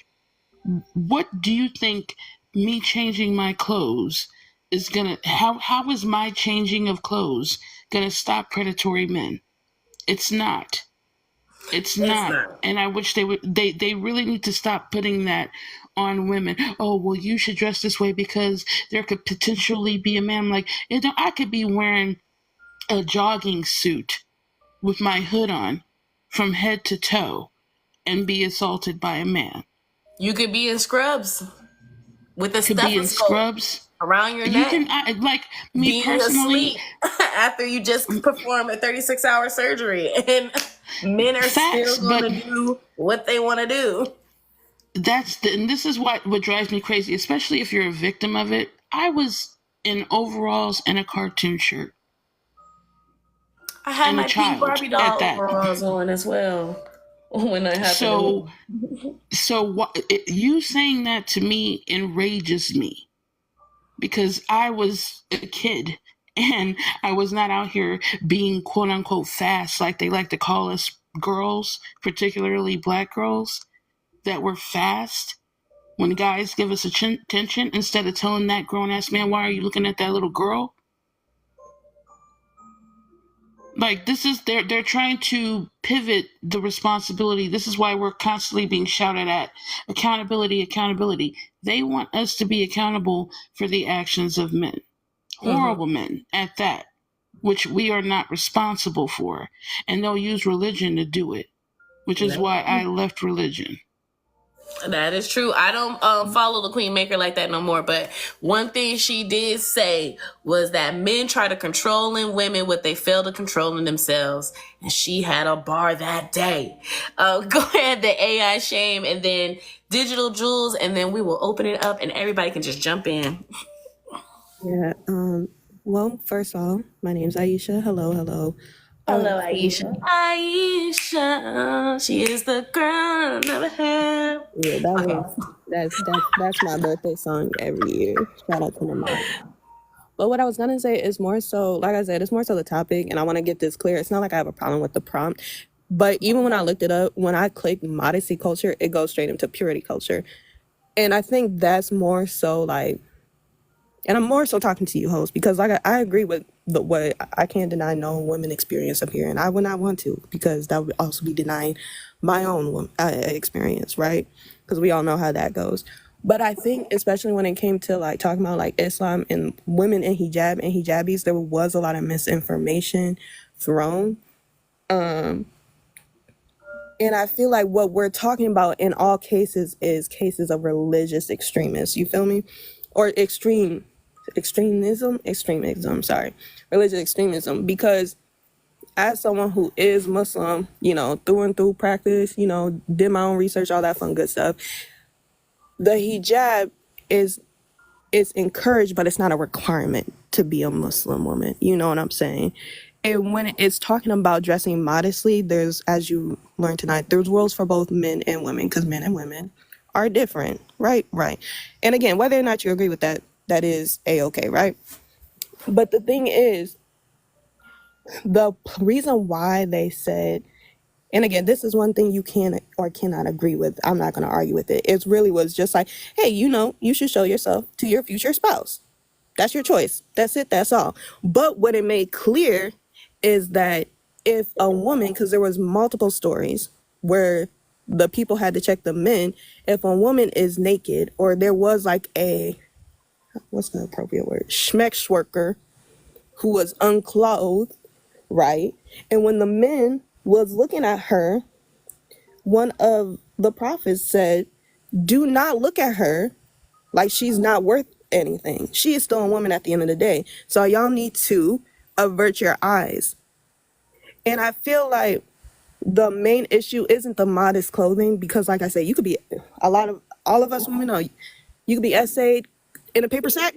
You could be essayed in PJs, chilling. You could be at a bus stop and you look up and someone's whacking them little ding dong thing, right? Mm-hmm. But the thing is, it's the people, it's patriarchy, it's purity culture.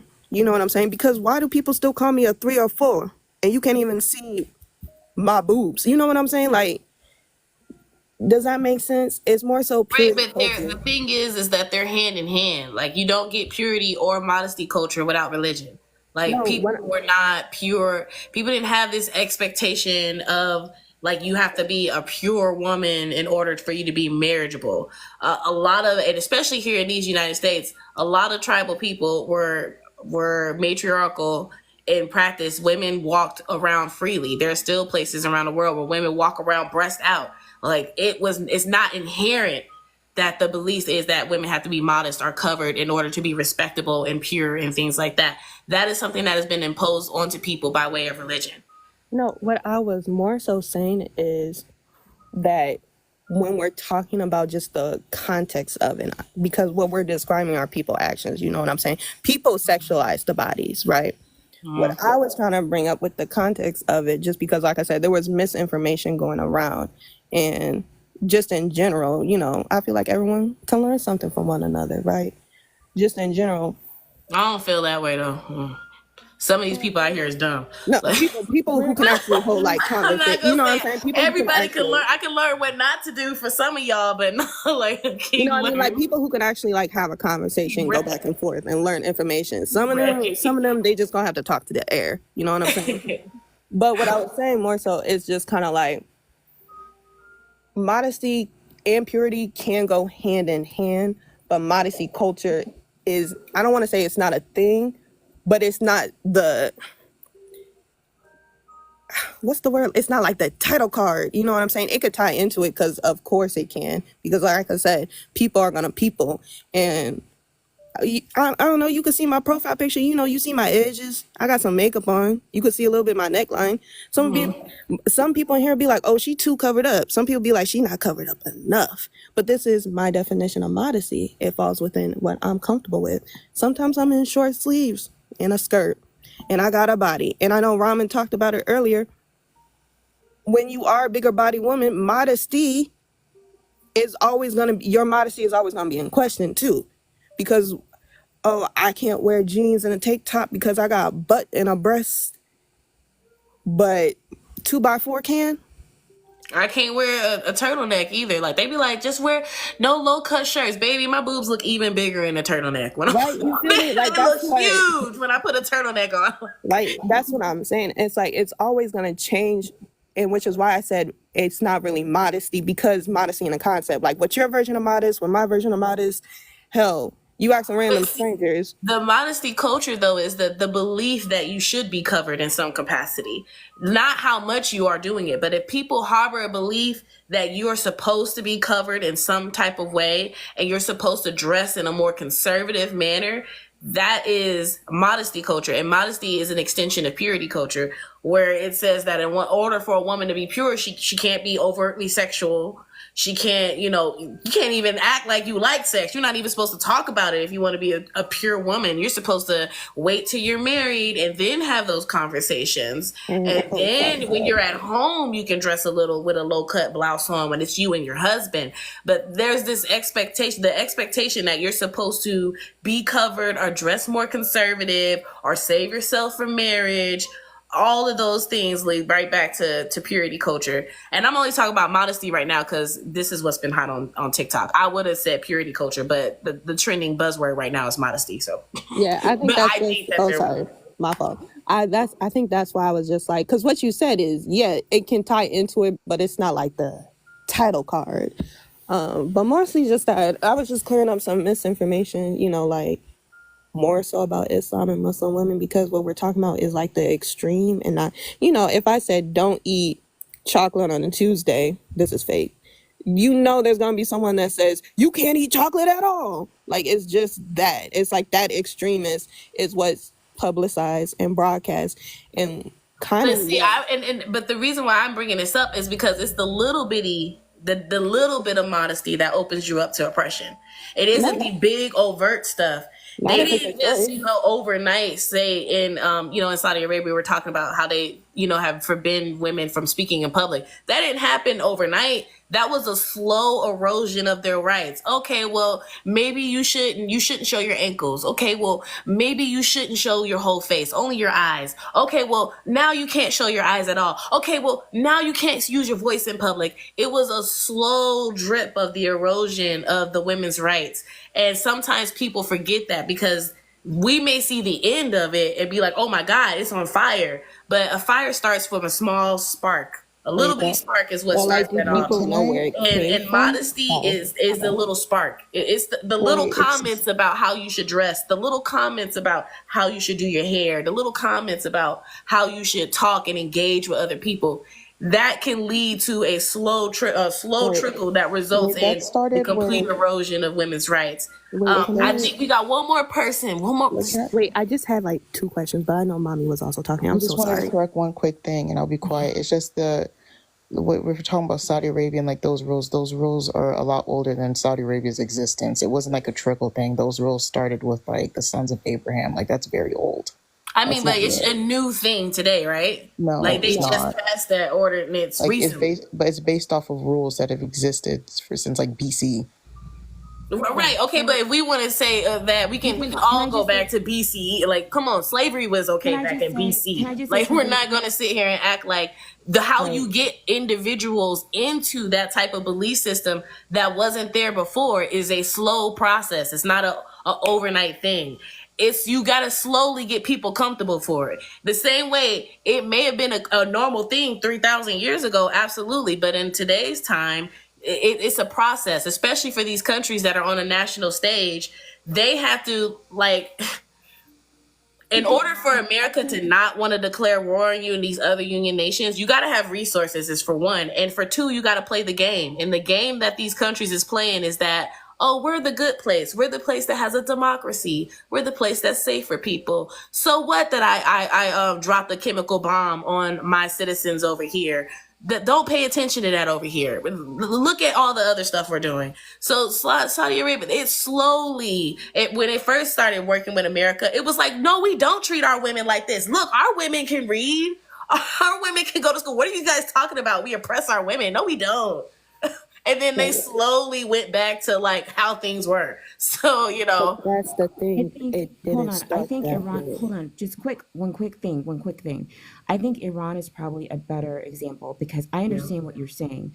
Because let's be real. The Islamic world is not a monolith, but what we do understand is when we are looking at situations in which there's been erosion of women's rights and an erosion of agency with regards to dress as well as again rights, whether it's driving or it's holding property, etc., that these things were not intrinsically connected with the way that people practice their faith, whether it be Islam or other religions that were indigenous to an area. What she's talking about, what I think facts you're getting at, is that when you are talking about extremist regimes, it's very, very rare that things just happen quickly and overnight. It is usually a matter of, yes, a destabilization in power, of different types of people coming in and vying for control. But usually, when you have a destabilization in power and there's not like a good foundation to build it back up, it makes it vulnerable to extremism, and the types of extremism that tend to arise, at least now, are heavily misogynist, heavily patriarchal, and are predicated upon the subjugation of women through dress, but through other things. And what she's saying is that it is a gradual process. That is what she's getting at. That's all Not I'm saying. that. And it just gets you get used to it first. Like, it don't feel like oppression if you're used to it. And then when they slowly erode away another right, you don't miss it as much because you're not noticing it, which is what America has done. That's, how we got Roe v. Wade. People think that, that just happened overnight, but they've been slowly eroding those rights for years now. The Republican Party has been slow dripping policies to weaken abortion rights over 20 years now. So a lot of these things, a lot of these changes that happen in society, it starts socially, and it starts with getting people comfortable with or used to their rights being oppressed or someone else even governing you, which is why I say modesty culture leads to oppression, because it gets women used to the idea that someone else outside of them can dictate the way they're supposed to dress and appear to the world. But Once you get comfortable with like following someone else's lead and someone else telling you what's good for you, it becomes very hard for you to then push back or say what you want. It's very hard for you to find your own voice when you've been consistently slowly groomed to accept that what everybody else thinks about how you're doing and what you're saying and how you're moving is right and knows better than you. I want to come back to this, so everybody please save your thoughts, but I need to allow Digital Jules to come into this conversation. Go ahead. Hi, good Hello, evening, good night. welcome. Thank you for coming. Thank you. So I'm listening. I've been listening, and a few things came out to me. A lot of the ladies said exactly what I was thinking. But one thing stands out to me always is the hypocrisy. So basically, they're always saying everything is on the woman. It's always, you're teasing the man, you're dressing this way, this and that. And I'm like, So we have evidence for years that the violence towards, like one every 5 hours when women are pregnant, blah, blah, blah, unalive. We have evidence that there's violence on the other side, right? We know this, but nobody is like, let's train them how to have emotional control. Let's make it mandatory that they have self-control. Look at how they act on your panel. They won't even wait because they automatically in their head think that they're better than us, they're more important than us, we are beneath them, they can control our bodies, our minds, and everything. Like the fact that they won't even like wait their turn. If you notice any panel you go on, watch how the man act. They will prove you every time that they have no, like, I mean, I want to talk just as bad. I heard girls say stuff and I wanted to hop in, but I didn't do that. But watch every live. Man will just talk over you. Man will say, they'll say, oh no. So I'm just saying, why are they not training man to say, okay, for example, you guys probably know, this is kind of sick, but you guys probably know, I put it in there, the lizard situation in India. You heard about that, right? Okay, so we all know about, like, they stopped hiring men in, those places where the bodies go. Yeah, well, we all know why, right? So I'm just saying we have They're evidence not upon. even considering men. There's a Mars. NASA is considering astronauts to go to Mars, and they're not considering men. But that's what I'm saying. There's because they don't evidence know of what's going to happen self-control, when the right? men are out And there. yeah, and a lot of themselves for too companies are long. sued, and a lot of people are taken down. Example, I don't want to say Diddy, but people are taken down based on the lack of control of behavior, right? So how are we putting all the onus on the woman? So we got to fix the woman, fix the woman, fix the woman. Stop wearing this. Like, I'm from a warm country. Like, I'm from the Caribbean. They made girls wear dresses now, their uniform, because we wear a uniform, down to their ankle. I don't know they didn't change the boys' outfit as far as I know. The boys wear the regular same khaki or whatever, but girls are wearing skirt now down to their ankles. Let me guess why, right? And when I was there, it was just over the knees. You have to go over the knees. Now, a lot of my friends were Muslim growing up. Do you know, like, a lot of my friends just wore like, you cannot skirt around the idea. They wore the hijab in public. They behaved for like, say, for the app, but they did some dirty stuff behind closed door because they're like, okay, I'm going to play that game. You want me to look innocent? You want me to do this? I'm going to do it. But they're not doing it from their heart. Like, one of my friend was the biggest, I don't want to say, but I saw everything like she did. And she was really bad, but she would put on that thing and people would be like, oh, look at this nice, girl. And it's just crazy. Like, somebody wants to control the person that have the violence and all this in the history, want to control the other person's education. Like, I had a guy tell me in a chat, he says, I hate that women are taking our jobs, man's job. He said women were taking man's job. He sounded like Trump supporter that was saying these tourists or foreigners are coming and taking our job. And I'm like, what do you mean? He's like, well, if they stayed at home and stayed with the kid, I'm just talking about oppression overall. He's like, if they stayed at home and stayed with the kids, which is, it's like, sometimes I hear them talk, I'm like, what era are we in, 1960s or 2024? And he said they would stay at home and take and look after the kids, then they wouldn't be taking the job from the man. So we're the enemy. We're always the enemy. We're going to be accused of climate control next. Climate. They already happen. Whenever I say men build the world, they go, women, but what about the women? Like, I thought all the jobs was y'all's. But when I say that y'all created global warming and sucked up all our resources, now it's all of us. Yes. Okay, whatever. So we do have a man on the panel, and I did see him in the comments, and it seems like he may be an op.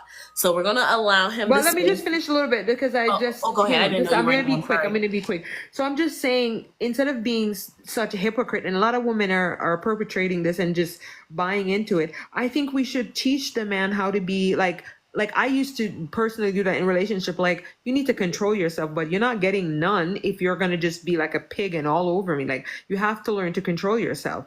So this should be like a testing in school and where they learn how to control themselves. They learn how not to look at women like meat. They just should be taught this thing. And the focus shouldn't be on the women not wearing stuff because guys are pervs. It should be, okay, now how do we teach the man how to act like civilized humans and not like hungry beasts? And just digital. I just want to mention, but part of the problem is that what's happening now in our political climate, because I was going to bring this up earlier, is that there is a complete like backlash against sex education, because part of sex education now, the real like decent curriculums are about consent. It's about body autonomy. What we know to be true is that when you provide age-appropriate sex education from day one, and we're even talking about children as young as like 4 and 5. Yeah, because that's when it starts. A lot of things start. 4 and 5, meaning that this is your body. You have this, this is good touch, this is bad touch. Though in providing people that kind of information helps decrease the incidence of certain incidents of abuse in the home and outside of the home. But in our current culture that is trying to push modesty culture and purity culture, they are going against sex education. So I just wanted to say that's because it goes against the establishment. Like, it doesn't, for our imperialistic nation, it doesn't work to have a bunch of empathetic men who are in touch with their emotions and have self-control. Like, you don't win wars with that. You said a word. You don't win wars like that. You need men who are willing to lay down on the bomb, willing to take it to the other side, and men who get off on the spoils of war, which is to go over there and ravish women. Oh, I was just gonna say that they get off on so that often. If they're so the only way we're gonna change that is like, which is why another reason why I'm supporting Kamala Harris. We got to get women in control of things, because women who sits at the top can change the trajectory and the cause of things. Currently, while men are consistently running the things, men only value power. Men only value dominance. They only see other men who are strong and powerful as things that need to be respected. So as long as they're the ones running things, they're going to continue to run us into the ground. And more women have to get involved in these roles of leadership so that we can change. We can actually make the military do its job, which is to protect and not to conquer over other people, which is what I know. They're oppressing people. Like, do they care or no? Obviously not. A lot of them get off on it, honestly. Because they're saying, no, I'm not oppressing. 1, 2, 3, XYZ. Go ahead, add your opinion. And now you're the last person who gets to speak. So once you finish what you're saying, I'm sure one of these ladies are going to have something to say back. So do be prepared for that. I don't want you to feel like you being singled out or nothing. Yeah, good evening, everybody. How's everybody doing? Hopefully good. Thank you. Doing fine. I just have a question before I speak my opinion. Once somebody has something in a response, do I get to respond? Right now, yeah, because everybody's been on the panel for a while. If there was somebody new, I would stop the conversation and allow that new person to share their thoughts. But everybody's had an opportunity to speak. So right now, this is going to be open panel after you're done. Okay, great. So I wanted to point out that you, the host, you were saying that this was a slippery slope to cover up the women and this expectations of modesty and cover-upism. Mm-hmm. I want to let you know that this is absolutely wrong. And I think that the young woman... Nisi, you're my mod, right? Nisi, you're yes, my... I am. Okay, I have to potty. Run the panel. Okay, I got you. Yeah, I wanted to point out that the young lady beneath, in the panel below me, like the box right below me, she pointed out that this has been like from day one, since like before biblical times. By the way, FYI, in Iran, the punishment for a man essaying a woman is immediate unaliving by his neck, just so that everybody knows. So this thing about the hijab, the niqab, and this coverism, by the way, Iran did go through a uncovering in the, I believe it was like this 60s, 70s, and 80s. And then when the Shah came back into power, It ended. Wait, hold on. he It ended recovered before the everybody. 80s. It ended I'm before the sorry. Yeah, 80s. right before the 80s. But the Shah went and did a recovering. So the thing is that this is something else that I wanted to point out that the host was mentioning is to take a look that just our liberal society has been a slippery slope of a sort. But the slippery slope has been a slippery slope of women uh, kind of like promoting their open bodies. And let's face it, that guys are visuals. I am blaming men. I am blaming the men for this because if it wasn't a part of our accepted behavior, then it wouldn't be going on. So slowly but surely, women have been uh, I suggest maybe part of the sexual revolution and women rights and free love kind of thinking that there's been a slow and gradual slippery slope of women uncovering themselves, and in today's society it's almost near nudity. As a matter of fact, in some of the largest cities in the tourist area, you can literally find women who are almost 97% uncovered, uh, other than a star on them, and people go take pictures with them. Can I ask you a question about that? Can I finish first? I just hold on a second. Everybody mute. Let him finish. And then Everybody we'll mute. go after that. Yeah, so my main point is that this covering was not a slippery slope. It was not gradual. It was immediate and abrupt. And even though Iran did go through an uncovering, the recovering was also immediate and abrupt. And since then, in Iran, the SA rates has been firmly situated that this, especially in civilized society, I'm sure someplace in a mountain, someplace or in the woods, some weirdness is happening and somebody's trying to take advantage of somebody. But civilized society does not accept this as a part of life. Thirdly, there is a slippery slope in the West specifically, that there is a slow and gradual uncovering of women. I don't think, I have two sisters. I don't think it's fair to them that if they decide to choose to dress modestly, they will be shunned by the women who don't want to dress modestly. I think that women should be free to make their decision on what makes them comfortable. If a woman wants to wear makeup, she should be able to. And if she doesn't want to wear makeup, she shouldn't be shunned by other women. Equally, if women want to wear false hair, uh, they should be able to. And if they want to wear their hair natural or an afro, they shouldn't be shunned or pressured by other women who make a different decision. And I'll land that right there. I'm so sorry. I just have to say this thing about Iran. I don't understand how you can fix your lips together and say that essay is not a huge problem in Iran, and that part of the problem is that those essays are not reported. I'll give you like 2 guesses as to why. How can you believe what you are saying? I don't understand how you can come up here and purport to speak with any level of authority about what is happening with women. What are you talking about? Tell me when I can respond. I mean, and I just wanted to push back on like what you're saying. Like, there's this slow uncovering. Like, there's no slow uncovering. What you're seeing is there's women stepping into their own power, into their own freedom. But it's not. If you want to call that an uncovering, then sure. But the truth of the matter is that that's women's natural state of being. Women, you're born naked. Okay, we're all born with no clothes on. Clothes are something that society enforces onto people.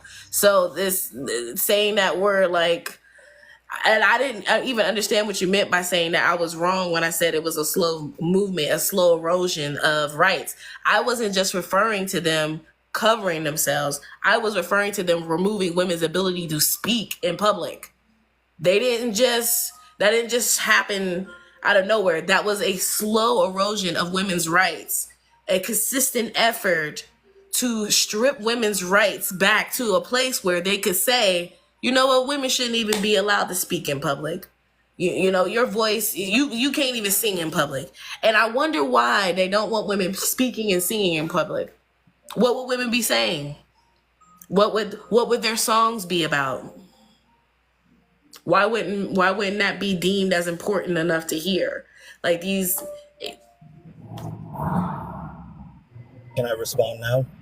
No, hold on. I Before said it you was an open respond, panel. I didn't say it was. no, hold on. Before he responds, because Digital did want to say something, and I interrupted her because I wanted to let him finish. Go ahead, Digital, and then we can go on, and then you can respond. Can we pause real quick because there's like two people that responded. Sir, you see what I mean? That's exactly what I mean about they sir, don't I just have told any you the order. self-control, and I can't. I'm through though, but I'm just gonna move on because the pattern is exhibited every day by these guys. All right, go ahead and respond 123 XYZ. Is that what you want us to call you? Is that okay? Yeah, sure. That's exactly. I mean, that's what I put up there. You know what I mean? Yeah, some people's is a nickname and they prefer to be called their name, which is why we ask. Go ahead. I don't claim to have a perfect memory, and I wasn't trying to overtalk anybody. And I'm usually not a easily frustrated or triggered person. This is why I said I really like that this panel moves along in like an orderly fashion. This is why when Maya first spoke up, I thought that I would have had like an opportunity to respond to her directly, and then to the host, and then and you know what I'm saying? I'm not really here trying to talk over or argue with women. Because I don't think that it's correct to do. I don't even think it's correct to do with men. I don't think as human beings, we should be communicating in an orderly and not a scattered way. You know what I'm saying? Yeah. Okay. Well, thank you for that, I guess. Did you want to respond to Yamea now and keep the conversation going, or did you forget what you had to say? Yeah, I forgot her point because I was really paying attention to what you're saying.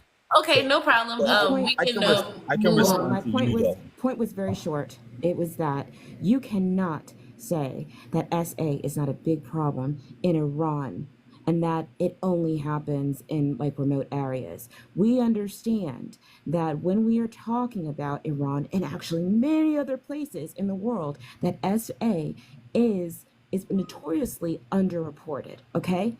And so you can talk about the stiff penalties for men who commit such a thing, but what you forget is that a series of things have to happen. One, that crime has to be reported to authorities, right? Two, that has to be that the said crime has to be recognized as SA and not as promiscuity or a whole host of other things, right? And then lastly, that sentence has to be carried out. If you actually think that this is a situation in which it simply does not happen in Iran because you're not hearing about a whole lot of it, that is so it just makes me want to scream as somebody who like deals with issues women's rights and human rights on a global scale. I don't understand how you think you can say that with any level of certainty. Because he trusts the opinion of other men. He trusts what other men say. Men said that it's safer over there, so it must be true. Well, I remember my response to Maya clearly now that I thank you for reminding me your sentiments about this. So I do not operate my life on assumptions of what could be or maybe even my feelings about something. I only operate my life based on what I can prove. Like when I go home this evening, I will not, without any evidence, run through my house looking for a burglar. Now, if my door is broken open, that's the correct action. That's just me, and I wouldn't force anybody else to operate on any other type of mentality.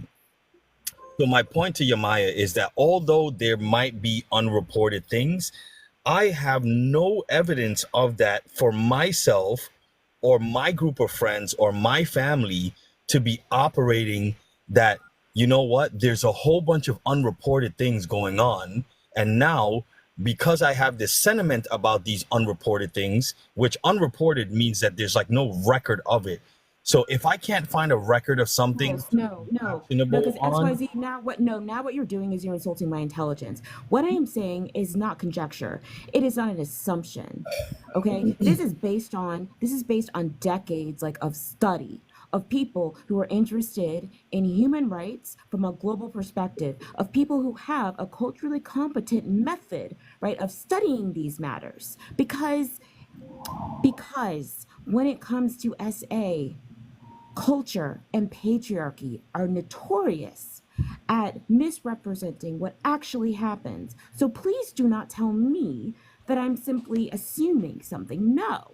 We know it's happening there. We know it's not being reported. Shit. Are you kidding me? And their whole organization is dedicated to smuggling women out of these countries because it is that dangerous for them. It's not like our opinion. And only a man can make that type of assumption because you move through the world as a man. Like, you don't move through the world as a woman. Everywhere I go, I got a kitty cat. And everywhere I go, a man wants access to that kitty cat, whether I want to give it to him or not. Therefore, when I come home, I do look to make sure a man ain't in there. It don't matter that my house don't look broken into. Why? Because maintenance men and janitors have went into women's apartments and hid in the closet and then jumped out on them. So I can't walk in the house and be like, oh, well, it doesn't look like it wasn't broken into. I can't walk through a parking lot and be like, well, it don't look like the men in this parking lot is going to be sketchy. I'm still going to walk through that parking lot quickly to get to my car because I always have to move with the risk. Think about walking around the neighborhood with a big ass gold chain all the time and everybody looking at it and everybody sizing you up, or walking around with a giant PS5 box through the neighborhood. See, you going to be a little bit cautious because you're going to think that, hey, somebody might try to steal this from me. Somebody might try to rob me. Well, I got a kitty cat that people is always trying to steal from me. So I have to act like it's always at risk of being stolen. I can't move the way you do. And the fact that you said you don't have your emotions involved with it, it shows that that's a lack of empathy, which is why you can't relate to that or get it, because you try to put your emotions to the side when your emotions help you govern the amount of risk that you're in. Well, your emotions are your drivers. Talisa, I just clearly learned something from you. And I'm really glad that I joined a panel like this. So I just identified something about myself and maybe even my group of friends, which are 90% male, is that we have something that you don't have. We have something called male privilege. There is a level of... Oh my God. Can you let me finish, please, without the ad hom, please? Because I know, by the way, sisters, I know that this young lady, Digital, she wants to get at me like as if I did something wrong. I promise you, that's not my intentions here. No, I'm sorry. No, not at all. It's just something hit me that I realized you realized something. But anyways, no, never mind. Hold on, you guys. Like 1, 2, 3, go ahead and land your plane, and then the young lady underneath you will go next. She's been asking to speak for a while, so then go ahead. Yeah, thank you. So this male privilege, my realization is I literally myself can walk through almost any neighborhood in my city, and I really don't walk through with a concern because I truly believe in my ability to end things if something came up. So I don't think that most women walk around with this level of confidence, especially in a world that is populated by people who are physically bigger or stronger than them. Not to say that there isn't like a group of women that can whoop guys' butts, but the truth is that men break bones the majority of times. And let's land it there, I think. Okay, thank you. Go ahead. Yeah, you know who it is. Hey guys, it's me again. 2 things. Is it okay if I have like a quick dialogue with the gentleman? I just want to be quick so I could get out. Just to clarify, XYZ, are you religious? I read all types of religious books, but I'm not like a bush hooker. Like, do you identify or like with any of the religions?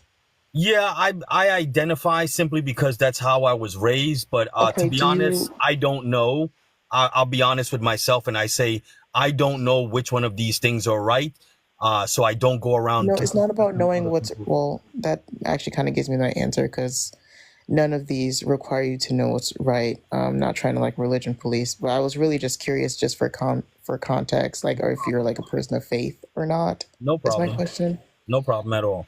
It's no, correct? I just don't want to make assumptions because I don't know you very well. I wouldn't say exactly no. That's I did grow up religiously, but as an adult, I use my brain to say that maybe So my there's a, parents so taught me I something. want to go with no because I'm hearing a lack of faith. All right, go ahead. Yeah. But anyways, to the point of religion and like modesty culture, I really just want to stress that if we're going to have conversations about modesty culture stemming from religion, I urge you to do more research as to the origin of why it exists, because the purpose of modesty culture is not to be a form of SA prevention. That's not what it's supposed to be. It's supposed to be true modesty. It's something that could only be obtained through choice, because there's a lot more that goes into modesty than telling someone what to wear, right? Like, it's a whole entire lifestyle. It's a whole entire idea. That's why they call it modesty culture, because it's more than just a quote unquote aesthetic or anything like that. Like, there's a lot that goes into it, and it's also very subjective as well, depending on which religion you happen to be following, and so on and so forth. That's just one thing that kind of I just wanted to point out and provide some feedback, or perhaps maybe constructive criticism for your future conversations if you decide to partake in conversations about modesty culture, because it's truly not meant to be a form of SA prevention. That's not its purpose. That's not what it's here for. And anyone who tells you that modesty culture is meant to be a way to prevent you from being SA'd is both uninformed, a liar, and possibly even someone who's an SA or apologist themselves.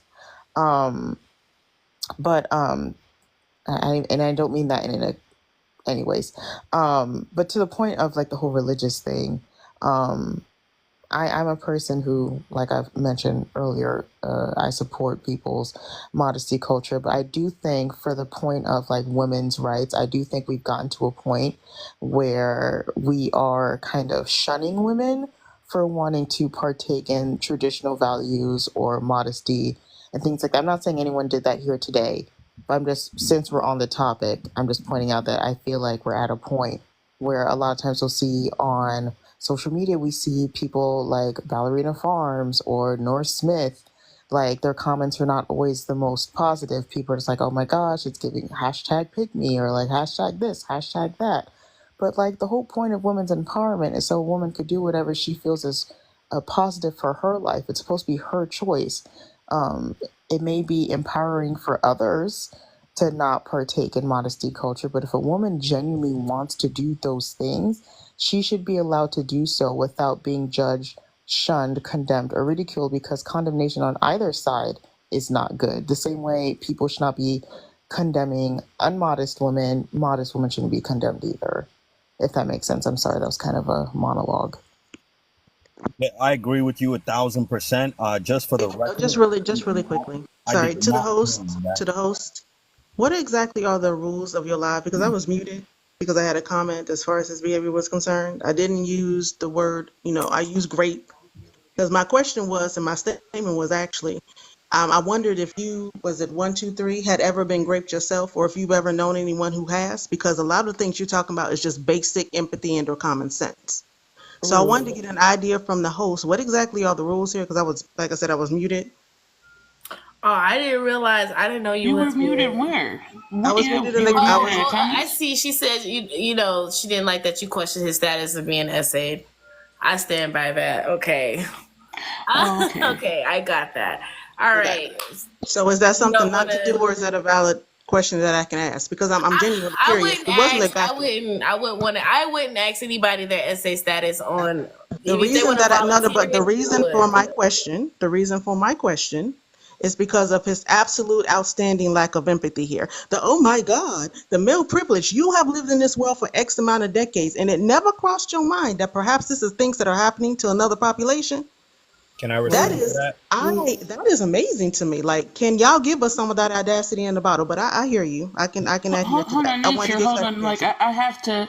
I have to advocate for nature here in this situation because the reason why she asked that question, and I get like if that's a rule, we should not do that. But the reason why she asked that question is because we'll have men come on these panels that will give excuses and for women that have been SA'd. Like I had already said earlier about my own situation, they will question the victims of being that have been victims of SA. So I think she was kind of going in the lines of that. It was not to be disrespectful. Yeah, It I was to got you, continue Nisi. on the conversation. I I didn't think mute her. Tabby did, and I just stand by my mind. So, and she put in the comments no, why she no, I muted got you. her, and I I was got like, oh, okay, I I got you. I understand her can go. I can perspective. go. No, So, no, I can go. If that is a rule of yours, I absolutely. I was asking for yeah, 'cause clarification. I get So it because I I got you. don't, but I understand why you would ask it because yeah, I mean. It is astounding when men get up here and like say the stuff that they say, like what he just said. But it really reminds me of white tea folks and how a lot of times when we're talking to them about racism, they're like, "Well, I've never seen it, and I've never." Well, yeah, it's blind to the people who benefit from the system. Rarely ever notice the suffering of others, like and That part, and to the people in the comment, just for clarification, whether you agree or not, if I can sit up here and have to deal with a person speaking with a lack of empathy, then maybe he can get it back. That's apparently what it looks like. If this is what you feel it is. I'm sure I get that. I get that too. And then By the way, this when I just said that statement, like people don't realize like that they're benefiting from a system that's oppressive. It reminds me of the Prince of Egypt. Y'all, I'm not a religious person. I already done told y'all, but I love that movie, and I remember from Moses' perspective being in Egypt, he was having a grand old time. You're having a great time. But when he came back from the desert after he had his awakening and he was looking at the majesty of Egypt, all of a sudden he saw it different because now he noticed the people at the bottom. Now he was noticing, he wasn't looking at all the pyramids and the greatness of Pharaoh. He was noticing, oh, they're my people down there suffering. So for a lot of men, like y'all don't get it until it's y'all. And I think there was a clip going around where a man said, like, if I'm gonna come in your jail cell at night, I'm gonna hand you a knife, and I'm gonna have a knife, and I'm gonna tell you to fight for your booty. Like, and all the men were up in arms, like, wow, that's wild. I can't believe he would say that. Like, you get it when it's you, but when it's not you, you don't understand. Like, you don't get it. So, hey, That's can I absolutely respond to true. Nature's No, hold claim on. on my No, essay? no, no, no, no. Hold on a No. second, because Asia and then yeah, and it's not really a thing to Ramen, go back and forth with, like, Raymond, excuse me. honestly. Yeah, we don't want to continue this. So, Yeah, because I was essay Asia, and the you're cutting me Asia. off Hold now. on, Oh sir. yeah, and the The reason why I was Asia. saying we don't have to go back into that, and the reason why I said like I understand why she said you don't have to ask because the person for me, I don't want people coming up here and airing out their trauma. Like if you choose to do that, fine, but I Yeah, don't want anybody to ever put a comfortable. person who's been victimized into a position where they have to share, what has happened to them, I'm and very comfortable to speak on it. so I don't really want you to go into that. Yeah, So yeah. I don't blame you at all. I'm very comfortable addressing my essay status since Nature brought it up. And if she wants to know, I will tell. But I think somebody else wanted to go first. I'm willing to wait my turn. No, no. I would just say this. Claudia has said something in the comments, whether or not I agree with other things she had to say. It said our victims can be unempathetic also. And I agree with that absolutely. Because we're seeing an example of that. that's true. Okay. Who wanted to say something? Who came off mute? I'm sorry. It was both Asia and then Raymond wanted to go after that, or Ramen. I'm sorry, sis, if I'm pronouncing your name wrong, but they've Y'all don't both been mind me over asking here for on a mute. while. I was just watching Meg's performance. She looks so cute. Oh, were you watching the VMAs? Yeah, she looks. I was like, oh, look at her. Okay, go ahead, Asia. May I go after Raymond, please? Yeah, absolutely. Yeah, so I'm just about to make like a general wrap up and then skedaddle because I also want to watch Megan Thee Stallion because duh. But what I was just gonna say in general, which is why I was like trying to push more of the purity culture, is because like though I understand modesty can be used to oppress because duh, when it's a choice, it's not. You get what I'm saying? Because y'all will see me covered up and then y'all will see me ass out because that's my personal choice. Not everyone has gotten there, and that is okay because, like we said, I think the main issue is always like patriarchy. You know what I'm saying? Men, you know, some of them are great. Some of them, most need some work done. You get what I'm saying? And which is why I'm just like, we should, because, and I hate being like, I'm not even going to do like the devil advocates, but it's like, if you're like, well, if we encourage people to, I don't want, wait, let me get my words together because it's late too. I took some ashwagandha pills and my mind is slipping. Okay. So it's like, because I think you said, Queen, like, you said something like, if we continue to push for modesty, it would be oppression. I think me and mommy both were like, not if it's by choice. And I think I want to like emphasize that mainly because it should always be a choice. If it's not a choice, then you're not really practicing true modesty. You feel me? You're being forced. And that's the forcefulness is the oppression. Because imagine this. Imagine we are also forcing young girls to be over sexual, and that is actually a real conversation that the Black community needs to have, right? We don't want to talk about forced modesty. We don't want to talk about like the strictness we have on our young Black girls that sometimes pushes women, our Black women into like being hypersexual, or our Black boys being hypersexual. Most of our Black boys don't even realize they were like SA'd when they were like young by these grown women. Does that make sense? Does that understand? Like, are we like, is everyone on the same page? Where I feel like the underlying issue is more so like again, that purity culture. Like, you need to be like this, but even like this, if you're like this, you're still not pure. And then if you push someone too far to purity culture, they can become hypersexual. You know what I'm saying? If you don't address hypersexuality, it can lead down a path of, it can lead down one path, or it could do the reverse where you do see people becoming hypersexual and then they become really modest and then they start shaming women for the approval of men, which men would not care if you're clothed or naked because men be creeps. You get what I'm saying? Maybe men are the problem. Right. Like But respectfully, the I host, refer to it but you as spoke to like the host. pushing. Oh, go Wait, ahead. I'm sorry. No. I was saying to the sister. No, I hear exactly where you're coming from, and but what I was speaking to is that the host said it, and I don't know if various persons were in the live then. I've been going back and forth, so my apologies for that. But the host did speak to. There was a gentleman that was here in the live earlier, I think towards the beginning, who asked her what the definition of oppression was, and she was speaking to if you take your personal core beliefs and press them upon others. And I think that's simply where we're moving from in the schism of this. We're not coming for our sisters who want to move modesty, because again, modesty is subjective. I don't know if it was you or someone else, and Yeah. I think you made that point that you Yeah. might decide to show like a little side, like a little clavicle or whatever, and it might be considered modest. And another time you decide that you want to wear something down all the way to the floor, it might be considered immodest in different environments.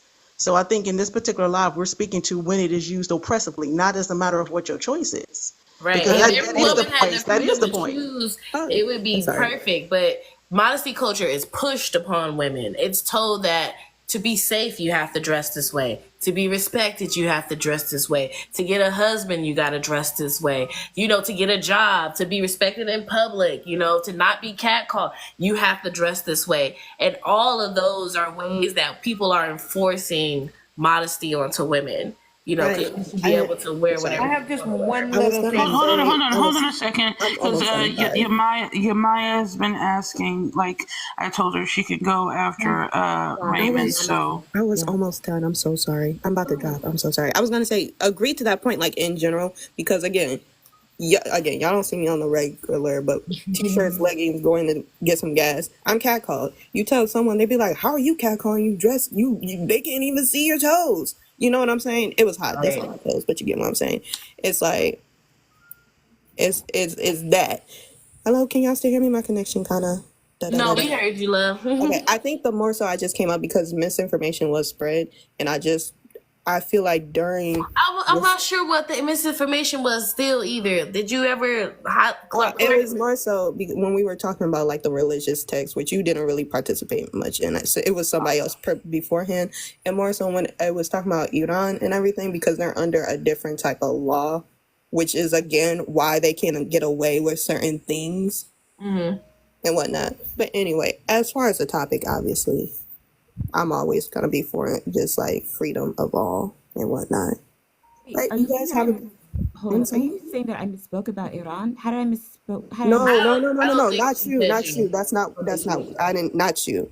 I just Not have you. one comment. I promise it's so quick. So there's No, a I'm about to leave, Oh but documentary. no, you guys she's have dropping to y'all, so yeah. let her go Good ahead and night. drop out. Have a good night. Good Okay, see you good night. again. I'll catch you in the next live. Peace. So there was a documentary online where a guy, I think is Iran or somewhere in the Middle East, did dress like a woman. He's very pretty. So he dressed like a woman to see what women went through. He was I in think it's called the shock. Dancing Boys. I The don't know. Dancing I don't remember Boys. anything about Oh, boys, but he that's shaved Iraq. his No, beard. that's different. Hold on, Oh, Digital. I'm talking about a different Digital. documentary No, no, than no. her. You're talking about a different documentary that is talking about gender non-conforming boys who provide favors to older men. That's a big thing in many parts of the That's what world. I was referring to. I wasn't So sure that's what. this is different. No, this was just him This person. Hold pretending to on. be a woman. Well, this is in the documentary I'm talking about. That was what the boys were dressing up in, like traditional women's Correct. clothing and doing Correct. They're called, dances, yeah, they're like and they called were lady, made to, yeah. which is So crazy to me because you won't let the women wear traditional women's clothing, no, no, no, no. but But we you'll can let talk. the Right. men wear it. Right. So yeah, at another This was time a we can discuss. reporter. This was a reporter who did this. Hold on. Oh, okay, go ahead and let her finish whatever documentary she's referring to, so we can keep them separated. But I'm glad somebody knew what I was talking about. Go ahead, Digital Jules. Finish your No. This was about a reporter who was like, it can't be that bad. Women are just like, and I don't remember if it was Iran, but it's either Iran or Iraq. I forgot one of those. And the guy Egypt. was I know what you're talking about. okay. Okay, well there we go. Maybe that's it. In Iran or Iraq. No, she said she thinks it was in Egypt, the documentary that Oh, she so was it's totally referring to. different. Okay. Was it a woman reporter or a male reporter? It's a A man. He wanted male. to see what women go through because he said they were complaining so much about being harassed. It's kind of like that girl that walked around in New York and she was average looking girl and she showed people following her, catcalling her. It's the exact same thing, but he was like, I don't know, they dressed him really nice and put on the whole thing and he went undercover and he was really shocked. He's like, I didn't even, because the outfit the women were wearing is generally very modest, right? So he's like, I didn't even think with these kind of outfit, like that's part I remember of it, that the man would still Okay. be I like didn't that. see that documentary, but I did see like a YouTube prankster dudes who kind of did that. They went around somewhere over there dressed as women and they were documenting what they were experiencing. Like one of them was showing like, this man has been waiting outside our hotel room for 3 hours. These two guys down the alley have been following me and watching me. And it got so dangerous to a point where like they had to run. Like they literally the cameraman, they all had to run because the men had like 4 men had just started following him down a dark alley. And so and he would think that him being a man would keep him safe, but honestly, if they found out that he was a man, it probably would have been a lot worse for him. So I think Lover was gonna say something, and then we'll go back to because I know we had kind of cut you off to let Digital Jules say something. Did you want to come off mute now? Yeah, so it's kind of in response to 1, 2, 3. I just wanted to say, as somebody, I don't know your religious background, but is it wrong for me to say that you also grew up in a Muslim household as well? Just asking. No, you're not wrong. Huh? I'm sorry. No, you're not wrong. Yeah, so I was just gonna say, like, as somebody who also grew up in a Muslim household, I didn't grow up not Arab, but I grew up in a Muslim household, and also like culturally, like my family is West African, so oftentimes are not a lot of our elders and like family members when it comes to stuff such as sex and in this case sexual assault is not something that's really talked about and is kept on the hush hush. So I would say I understand in your perspective you're coming from in the sense of like you didn't hear it or did you never really saw it, but you don't really know because oftentimes our elders, if not, oftentimes really don't talk about stuff like that with us or never really bring that up because they've been taught to be quiet about it and to not quote unquote shame the family. So that's also another factor as to why oftentimes are not when it comes to figuring out statistics in terms of like SA and just violence overall towards women in these areas. It's not really, people aren't really, it's been a long night, y'all. I've been up No, I like get what since you and I like have a 5 a.m. question since y'all are of the religion because I watched who I think who unalived Malcolm X or something like that. That was on Netflix, and they actually like tracked down one of the men who were the suspected of unaliving him, and he, of course, he's of the Nation of Islam, and so when they were asking the other church member, like everybody was like, "Oh yeah, he did that." Like, "Oh yeah, we knew he unalived Malcolm." Like, "Yeah, we knew that." And everybody was like, "Well, how come y'all didn't tell anybody? How come y'all didn't report it?" And the men were like, "Oh, well, he said that in like some type of prayer, or he gave that to Allah now, so we're not gonna talk about that. Like it's been let go. Like we can't bring it up anymore because he gave that over to however they were saying some specific words that I didn't really understand, but what it read to me is like once a man comes in front of other men and say what he did and do whatever to be forgiven, then that's it and nobody can talk about it anymore, and it's not to be brung up because now it's gone. And I just wondered if like is that some of the reasons for why maybe it's not as often talked about, because if these people are within the religion, then you're not supposed to, like, kind of like in Catholic Church when they go and talk to the Pope. He's not supposed to come back out of that box and be up at the pew like such and such it was cheating and blah blah blah. So I was wondering, is that why? Because I know that's why in the Catholic religion, it's able to go on there for a long time, because when people do come and confess, they don't really do nothing about it. Uh, hmm. I would say this: there's no such thing in terms of like going to like, how they go to a box. I don't want to say like that, but like they go to a box, they sit, and then there's like a preacher on the other side, and then they confess this is on.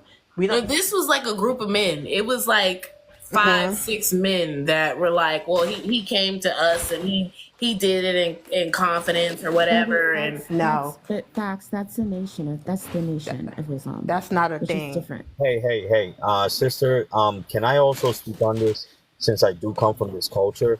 That I think what the host is trying to point out is whether or not there is any type of group activity that tries to hide these information or tries to judge them on their own. And even in Islam, outside of the Nation of Islam, there is that. It's called a tribunal. There are elders. Okay. This also happens in the United States military. This yeah. this also happens in the Jewish community with the rabbi. This happens in the Muslim community with the imam. Okay, so if you have a family issue, let's say for instance, a family member essayed another family member, and the victim of the situation came and spoke and voiced their complaint and seek help.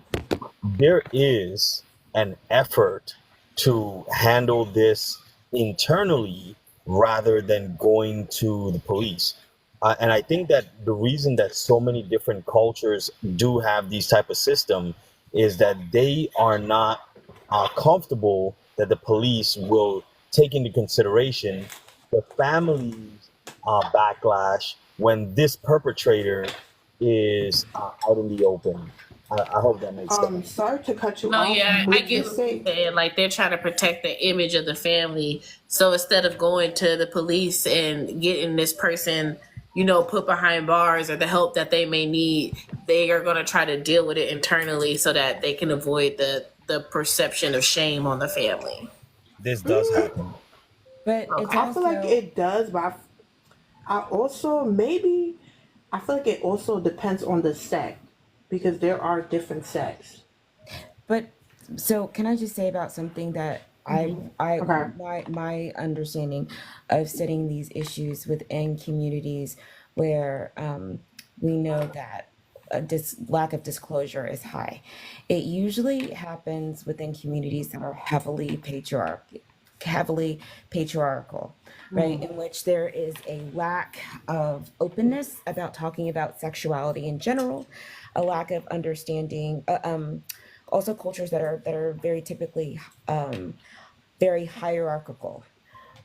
Yes, based on gender, but also based on age. Because what that means is that if someone is older than you or someone is perceived to be in a higher station than you, then your agency is always going to be called into question. So we know this, that, whether you're talking about people who are highly devoted and Catholic, or people who are even like in Protestant situations that are highly religious and highly conservative, and there's less of a desire to kind of like talk about things like sex and boundaries, and it's kind of like a top down power dynamic. You are more likely to see instances of SA. You're more likely to see victims of it, depending upon who perpetrates it, especially if it's a family member. A lot of that shit people just don't talk about. So Yeah, if that someone was. even tells their parent, even if someone tells their parent, and it's usually, because a mother might have gone through the same thing, and her mother might have gone through the same thing. So depending upon who does it, especially if it's someone in the family, there is a like, oh, just forget about it.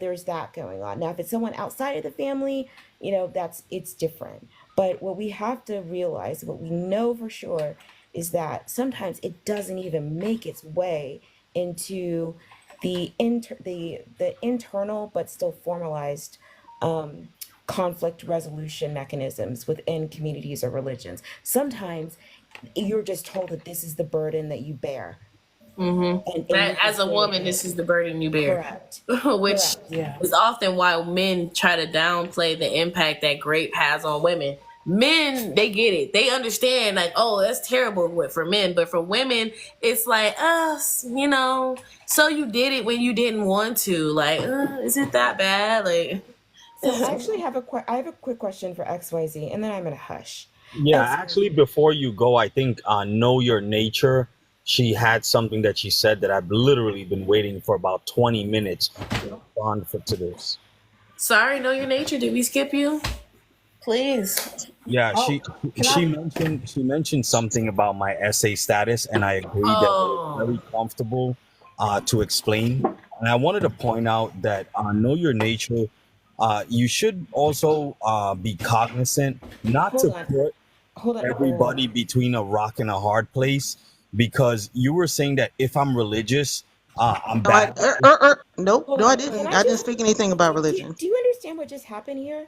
Like I was gonna ask XYZ about something that he said to me that Mm-hmm. was that Yeah, was like rather hold on, because like I understand you want to say what you want to say, no, but I that's not how it works, Yamaya. Actually, I was waiting 20 minutes and you kept going on and on about your Actually, I've opinion. never got to finish my And point. here we go. okay, you And know Ramen what? didn't This is even finish her cool. What point. I'm gonna Yamaya is yeah. overarching and mommying everybody. And it's, to be honest, Okay, let's Let's all not do be all of that. quiet Come real on. quick. Let's all take a break. Just take a time out. Okay, your man has been providing excellent points and just elaborating more on our understanding of these concepts. I understand you want to get back but you want to respond to know your nature. When Yamea asks you her questions, when you respond to her, also respond to know your nature. Like you don't have to stop her and then go to her. You can let her ask her question, answer her, and then proceed to continue on your conversation with know your nature, so you can talk to both of them at the same time. So It's okay. You know what? I was going to ask you actually a question, but if you feel that what I'm doing is useless, then you've actually answered my question. right, And that, sir, is indicative of, I'm going to say, your ego and right. your unwillingness to really open and learn. So that's fine. Continue to, remain in ignorance. And, good day, sir. Thank you so much for having me up. I appreciate it. of course, have a good evening. I will be wrapping it up here soon, y'all too. So go ahead. 1, 2, 3, XYZ. Yeah.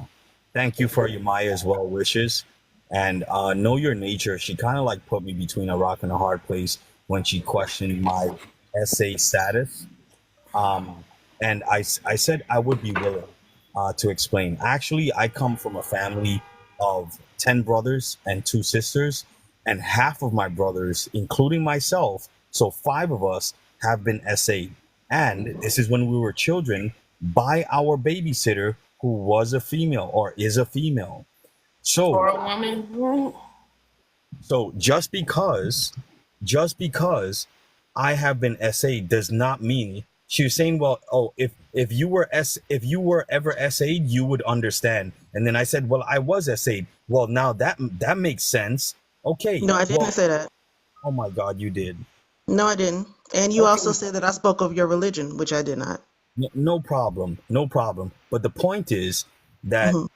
hate hatefulness is really a disease, I and mean, it's we very. saw you put it in the comments in caps Can like you three or let four me times. finish? Like we saw you Can you? spam the Yeah, the yeah. comments Can a you couple let? of times, right? I think what my actual question Can when I you was let me asking it, it finish? wasn't a gotcha question. It wasn't putting you between a rock and a hard place.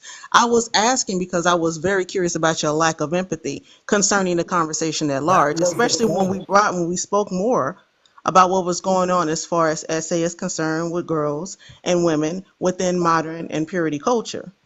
That was the Right, point. and one would expect that someone who was also essayed as a child will respond to that conversation with empathy and understanding, and Yeah, not immediate dismissal. But again, I victims didn't dismiss also her. respond. But I'm gonna give you grace because victims also will respond to those conversations by dismissing them or minimizing them if they haven't quite worked through True, the trauma. true. So Host, give them. that's the rock and the hard place. Because just because I don't paint myself for the rest of my life as like this, so that But essay it's not a rock episode, and a hard hold place on, let because me there's no finish, information. please. It's no information that I needed to know. Please let me finish. As people in the comments pointed Please out, let me finish. You they cut me felt that off it was an before, you're cutting inappropriate me off question, again. right? They felt it was an inappropriate question. I don't necessarily Wow. agree with them, right? However, it wasn't anything that you Unbelievable. had to answer. It was your status.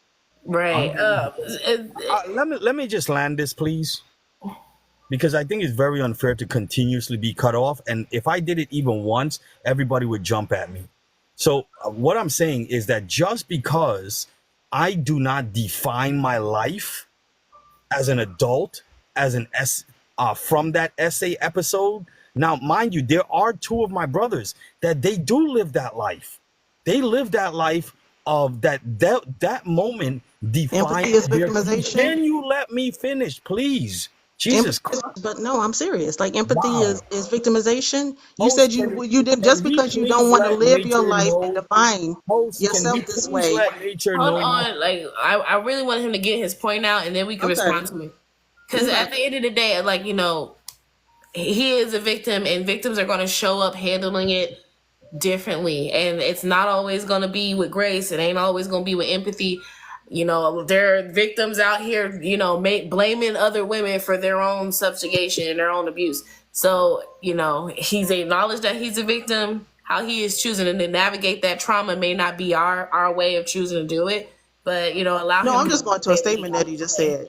I was just trying to clarify a statement that he said that he chooses not to live his life just because he chooses not to live his life. And I was like, well, with empathy, because empathy and victimhood are not one and the same. That's not what I was saying. If you would let me finish my statement, you would truly understand.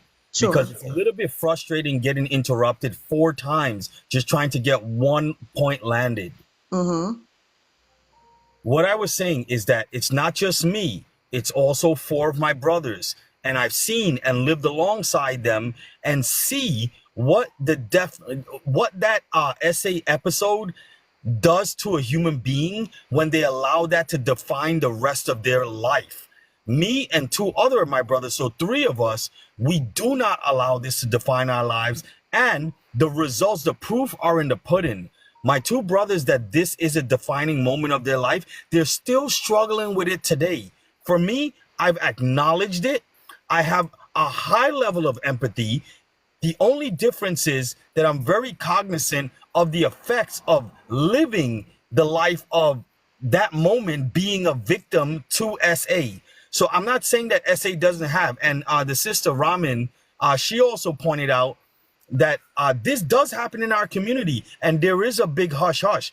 I'm not saying that it doesn't happen, but if I'm not seeing it, just like that situation happened at an earlier point of my life, and I refuse to live my life as a victim as an adult, I'm not going down that road running through the house looking for burglars. But I do understand what the host said. She has something that men don't have, and we operate different. You can't just paint everybody with the same brush, speaking these hateful things I against didn't. men. Yes, you were. I No, would I like to didn't. I say spoke that. about you. I You asked were that being question of very you. Hey, hateful and look, and I just Just want to disrespectful. say as that just in this moment, like you're saying, you don't want to allow that moment to define you, but you still are because you're trying to live in a life where you say it doesn't define me. So No, it I've not already moved defining you past wouldn't it. matter either way. But if you're living your life trying not to allow that moment to define you, then you are in fact allowing it to define you. You're just being avoidant. You know Like what? I should have used a it different shows word. up differently. Look, SA manifests itself differently in all the people who experience it. Some people push it to the back of their mind like it didn't even happen. Like, what? Me? That didn't happen to me. That wasn't me. Some people become real traumatized and turn to drugs and things like that to cope. Well, that's what Some I would like to people avoid. lean harder into it and lean into respectability politics because they feel like, well, if I was wearing the right thing, if I said the right thing, if I wasn't so friendly and da da Yeah, da I'm da not da, gonna do that with then that myself. wouldn't happen to me. Like some people try to live a life that say, you know what, that ain't affect me. I ain't affected by that. That ain't bothering me at all. It ain't stopping me. Like it still affected you. There's still an outcome that moment happens. You drop a rock in Absolutely. a puddle, the ripples are going to happen. And so that is Absolutely. still going to ripple out in your life. The way it manifests itself may be different than the way it shows up in your brothers or in other people, but it still affects you nonetheless. his Absolutely. brothers, by the way, who did not Maybe I give him. should have said my Maybe words different. perhaps the brothers that also didn't need One, two, consent for three. this the other Allow time. know your nature to say whatever, and then we got a new person on the panel, so we'll let the new person come in. That part. Okay. So I'm not quite sure what it is that you want an apology when. I can tell you right now, I ain't gonna do it. I I don't don't know if want you're an gonna. I apology don't think from he you. asked for one. Okay, no, that's what I was saying. I was trying to figure out Don't exactly feel what it was because a rock and a hard place would ascertain. First of all, this is information that you volunteer I as far did. as a rebuttal to what I had to say. I Second of all, did. you also volunteer the status of your brothers who are not here to Yeah, have yeah, given that yeah. status to us about anything Yeah, yeah. as That's a a good way of question. argument, deflection, or to prove your point. Nah, So, you just however hateful. it is, no, no, no, no. They're not here to tell us about their story, You're but you just so already told us hateful. about it. What I'm saying is this, is that, and again, a person who definitely was a detractor about the question I had asked had actually made an excellent point, which is that some persons who suffer this way are not empathetic. This isn't the way they move, just as the host That's moved a certain I way. wasn't speaking So my about thing is empathy. that I wasn't speaking to your experience because I didn't know of that time, which is why I asked the question that they, I guess, felt that was intrusive and insensitive, and I'll own them both and still don't care. But what I You will say is this, actually is that assumed and you made you an were ass of yourself. speaking as Hold if. on, XY, we can't hear you. She's almost done. I can hear her wrapping up. Yeah. I can So hear it's it. my thing is this, as I was speaking of, you're talking about how you don't want to live your life as a victim, that you won't step into this, that you won't move this way. And I wasn't talking about victimhood. I was talking about empathy, and empathy and victimhood is not one and the same. Mhm. That was all I was speaking to because you were moving with such a lack of it and still are. Whether you shared your status or not, and I'm so sorry about what happened to you. You're not However, sorry. You don't know it me. still doesn't take Don't from the take fact yourself from me. that you did that you move with such a lack of empathy and still step into it. Hey, Right. host, just because I don't so you were right when you said that it does affect you. It does affect everybody. But my decision was that I don't want that defining moment of my life to affect me, that I go to drugs or I go to alcohol or I go to victimhood or I go to blaming a whole group of people for something that one person did to me. You see what I'm saying? I'm not living my But what I we're do agree. trying to have you understand is some of those reactions lack empathy. When you That's say not a lack of things empathy, like, though. let me explain to you. When you say things like, I'm not going to be seen as a victim, for one, that lacks empathy for yourself because you were victimized, you were harmed, and it does lack empathy for other people who are also being victimized or have been victims, and it shields you from seeing people that are also in your same position. When you say that that's not me, I'm not a victim, Well, you struggle to see other people who are out there. You struggle to see people who are currently being victimized. And it comes from a lack of empathy. Once you accept that, you know what, this is what happened to me. I am a victim of someone who did these things to me, but it does not define me. That's when you take ownership. That's when you take ownership over what happened. And that opens you up to see other people around you who may also be in your position. But as long as you're avoiding it, as long as you're saying like, oh, that's not me, that's not going to be me, I'm not going to let that be me, I'm not going to, you are putting yourself where you're distancing it from yourself. And when you distance something from yourself, it's hard to see it. It's hard to see it up close and personal when you're distancing it yourself from He it. had no evidence of other that happened in that culture because it's not reported. So basically, he's saying if he didn't see it himself, and he knows he'd been through it, but he's still saying there's not the reported because man would be unalive if they did that to women. So the fact that he knows it happened but still says, so he's delusional for the people outside and also for himself. You see, that's the rock and the hard place that I was talking about. I did not say that these things don't happen. I absolutely did not say that, oh, if I don't see it, it didn't happen. I did not say that. What I did say is that because I'm not seeing it, I cannot count those things effectively in the numbers that are reported.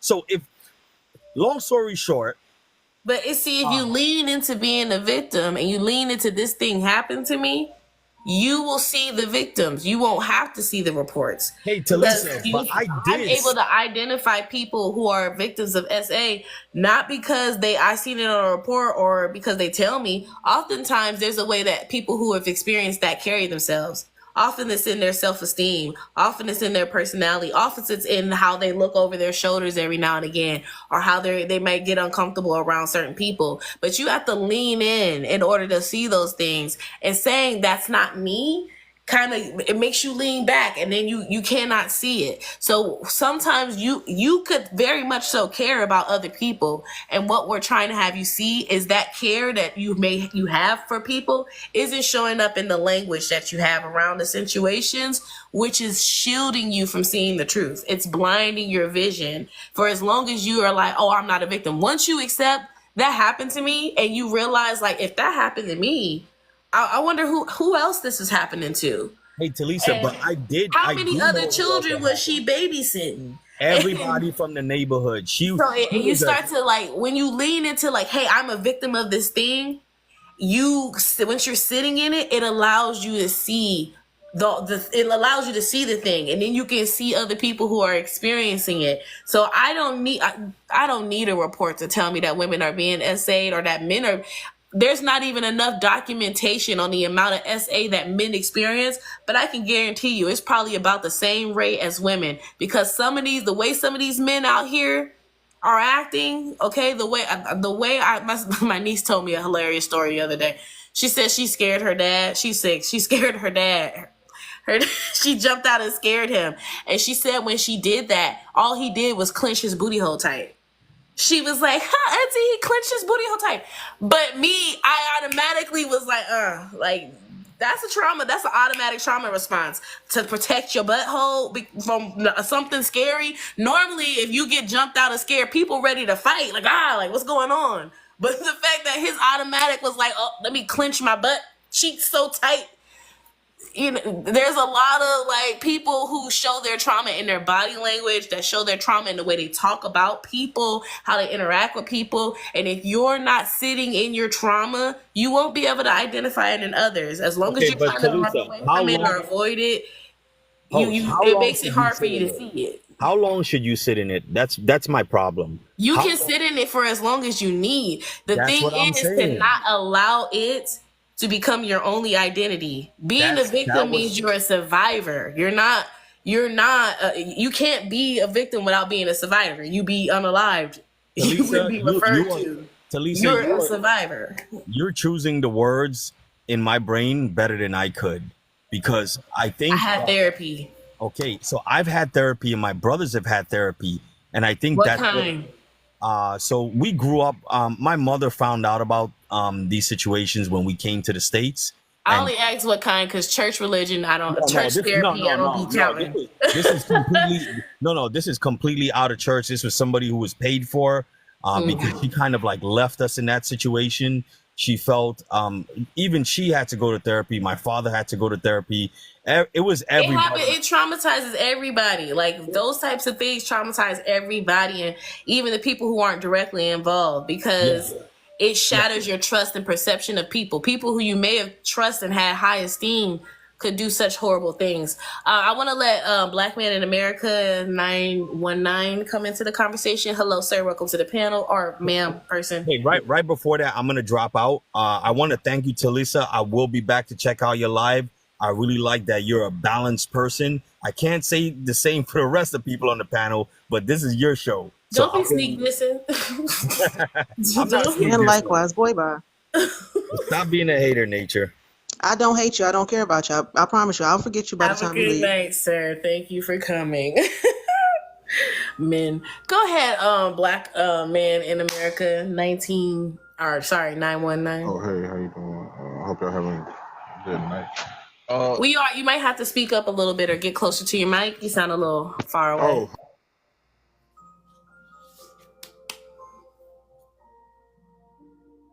Better? I mean, you hear me now?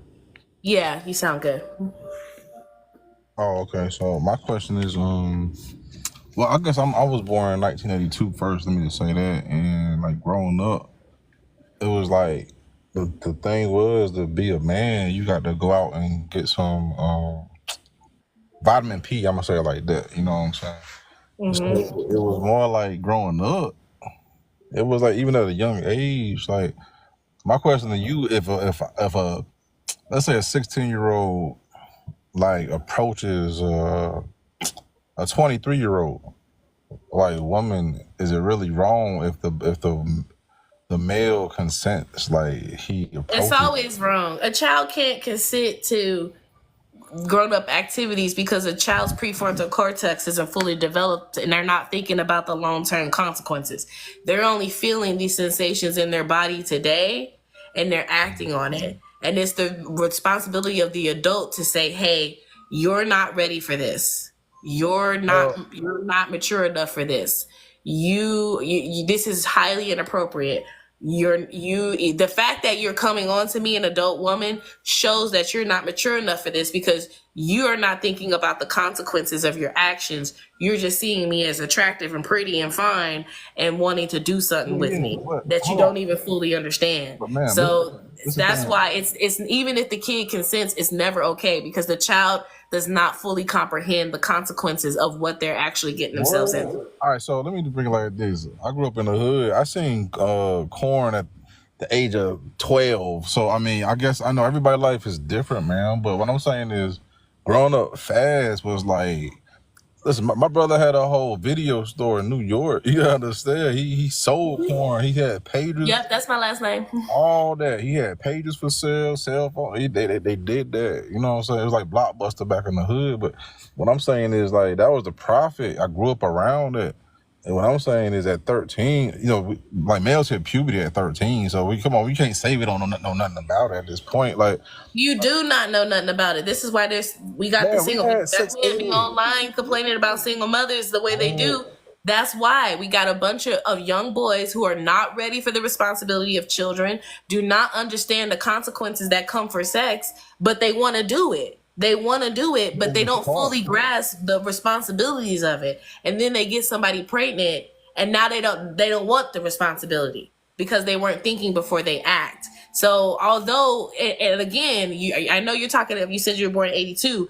You got to remember, you were born during the height of the crack epidemic. A lot of people in your neighborhood was in survival mode. People weren't living for the best version of themselves. They were living to survive.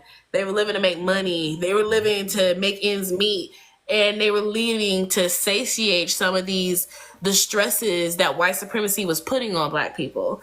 Again, like, men need to develop emotional intelligence, because a lot of men use sex to cope with stress. Oh, I'm stressed out. I need to go get some cat. Oh, I'm anxious. I need to go get some cat. Oh, I'm angry. I need to go get some cat. Oh, you know what? I'm happy. I'm in a good mood. I want to turn up. I need to go get me some cat. So a lot of men, especially in our community, use sex and women's bodies as a way to regulate their own emotions, when that is on you. Well, man, you And gotta we as a understand. community do not encourage men to regulate their own emotions. And I hear what you're saying about, boys turning 13, going through puberty, they're having all these feelings. Girls are going through the same thing. Yet Exactly, but hold society, on, but society hold expects girls to keep their legs closed. but hold on. Society expects girls to do the right thing and not be in boys' faces and not be out here sleeping around and don't be wearing low cut clothes. You need to be modest.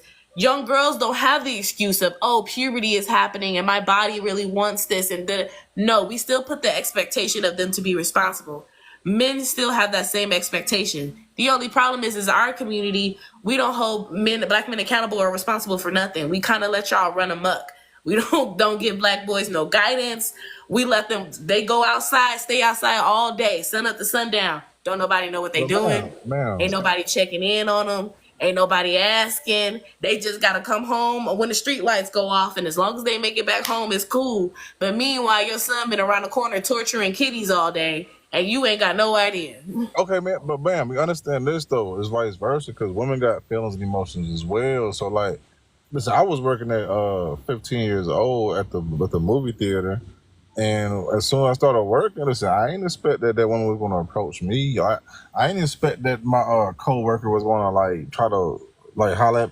I'm in the popcorn room making popcorn. Like, you see what I'm saying? You gotta understand when women come in the popcorn room and start being intimate, like how you I gonna mean, there's blame the nothing man? wrong with people being intimate. There's nothing wrong with teenagers being intimate. But it's to say that an adult should not be interfering with the intimate experiences that children are having. Two teenagers learning and exploring each other, that's part of their development. An adult putting themselves in that situation is taking advantage. That's not the same. But Two women take teenagers advantage. doing what teenagers do. They're experimenting, they're learning, they're trying their bodies out with each other. That's different. An adult knows that children are going through this process. An adult man knows that a girl is developing, knows that she's starting to getting aroused, and she's starting to be curious. They take advantage of that. A grown woman knows that a young boy is coming into his grown man testosterone and that his balls done drop. A grown woman knows that, oh, he's probably trying to stick anything because he's at that age where they just want to do anything.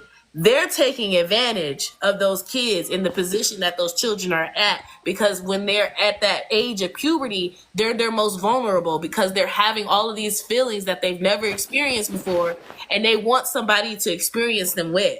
They want to have the experience, but they're not mature enough to do it yet, which is why we as adults try to tell them to refrain and to wait until they're older, because then they can actually handle the consequences.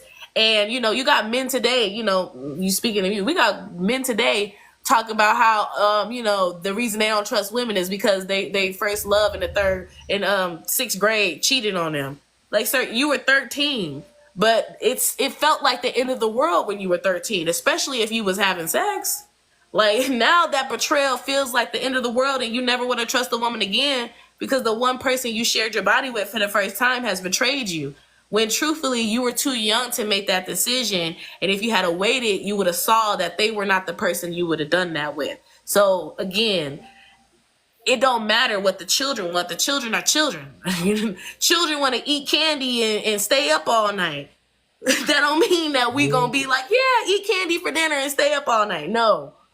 But man, that's my point. Like, I respect what you're saying, but like, males get approached and pursued. You got someone out here that's aggressive. You got some women out here. And shame on those women. What I would say to young boys who are being approached by women is to call the police. Tell an adult. Like, don't.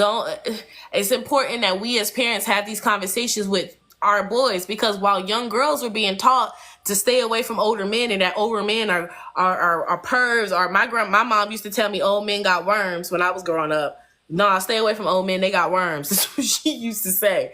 So while girls are being told this, young boys are not being told that, hey, yo, watch out for that old lady around the corner. Or, hey, if some old woman says something to you, or some girl who's, 22, 23 comes over here and, tries to touch on you or whatever, you need to come tell an adult. Every man I know We uses this don't as a teach our boys bragging that. right. What's the thing They about it, use this yo? as bragging. They think it's normal. Yeah, because we different creatures, man. Are different. Like, Not because y'all are different. Y'all are different creatures, but it's like, not because you're different. It's because society socializes you to be different. There are times when we were in tribal settings where when the boys went through puberty, they went out into the sticks. The men said, okay, all the little boys who are 12 and 13, come on, we finna go out here into the forest for the next 3 to 6 months. You finna learn how to hunt. You finna learn how to use a knife. You finna learn how to fight. And then we gonna leave you out there and you need to find your way back to the village on your own.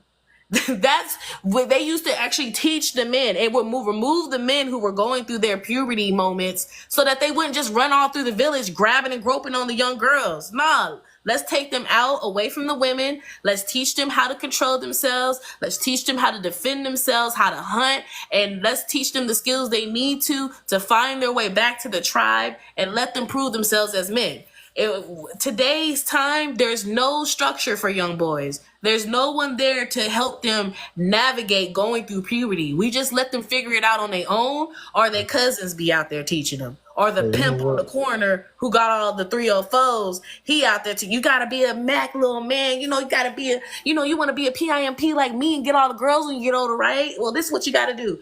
Like, there's no actual safe way to teach young boys how to come into their own as men and how to control themselves as men. Host on TikTok you gotta here. understand I've had. this, right? Hold on, let somebody Can I say something? else jump into the conversation Ooh, really I was quick. about to go on that pimp talk real quick. I really want to. All right, go ahead. Please Oh my don't. goodness. No, I was born around that type of stuff. That's what I was about. I was really about to tell you some stuff. But go ahead. Wait, is he still there? Yeah, he is. I think it's your goal. You can go ahead and say something. Yeah, I was gonna say, as somebody, I don't have kids, right? But as somebody that's in their 20s that has siblings that are teenagers, particularly a younger brother, I will drop kick any grown woman that tries to approach my brother in that type of manner, because me being in my 20s, I'm not looking at little children like, what? She knows what she's doing. Like, that's no excuse. I look at kids in their age group as babies, because that's what they are. They don't know nothing. They're loud. Some of them is funky. They don't know nothing. They only know how to. They just now learning how to put deodorant on. Yeah, But the like, women don't care. Like, you gotta be real with this conversation. Okay, but they're the problem, which is why we have to teach our children to care. literally. We have to teach the boys that, hey, if this type of woman coming on you, something wrong with her. Teach the same way my mama taught me old men have worms. Teach them that old women is burning. And don't put your Peter in it. She probably got something. Yeah, Get in the and teach streets. them You don't not want to to be get by afraid that. to You tell gotta be a you when stuff like man. this You happens. gotta break your Look, virginity to be a respectfully, man. respectfully, my brothers were like this with my son. And what I taught my son, because again, I move with humanity versus gender, if that makes any sense. My son had to decide what sort of man he was going to become. I had to deal with the sort of development of the person that he was going to be. So this is what my job was. The sort of man he was going to be, that fell on him. Because I didn't necessarily teach him, quote unquote, this is what you do to be a man. I'm a whole ass woman. And I walk as a woman in this world versus what a young black man does. What I told him as far as his burgeoning sexuality was, because, we mamas and we sitting there and we know this and shit. Is simply kind of like speaking to what the sister said above, and definitely what you said before. If there's an older woman that's approaching you, she can't get men her age. There's something wrong with her.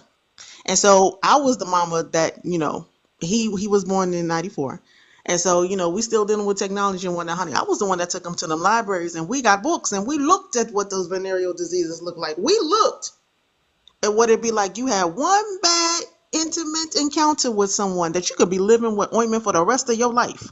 Like, it really messes with your choices. We gonna show you what the gonorrhea and what the You can clap. We put a gonna show you what raincoat all Oh, of the this on. lumpy looks. lump. Go on, show We them the gonna lump show on you. penis. When I tell you, we sat there. The first person I had done that with actually was my brother. Yeah, my And brother. he didn't do anything for 2 years until a young lady he got what he ended up marrying. So I was like, this is tried and true. Let's try this again. When I tell you, my son was appalled, right? And so then we went over the particulars. It's like, let's say that you get with somebody, and he was like, okay. And I said, she goes straight for turning off the lights. He was like, how am I supposed to see anything? Exactly.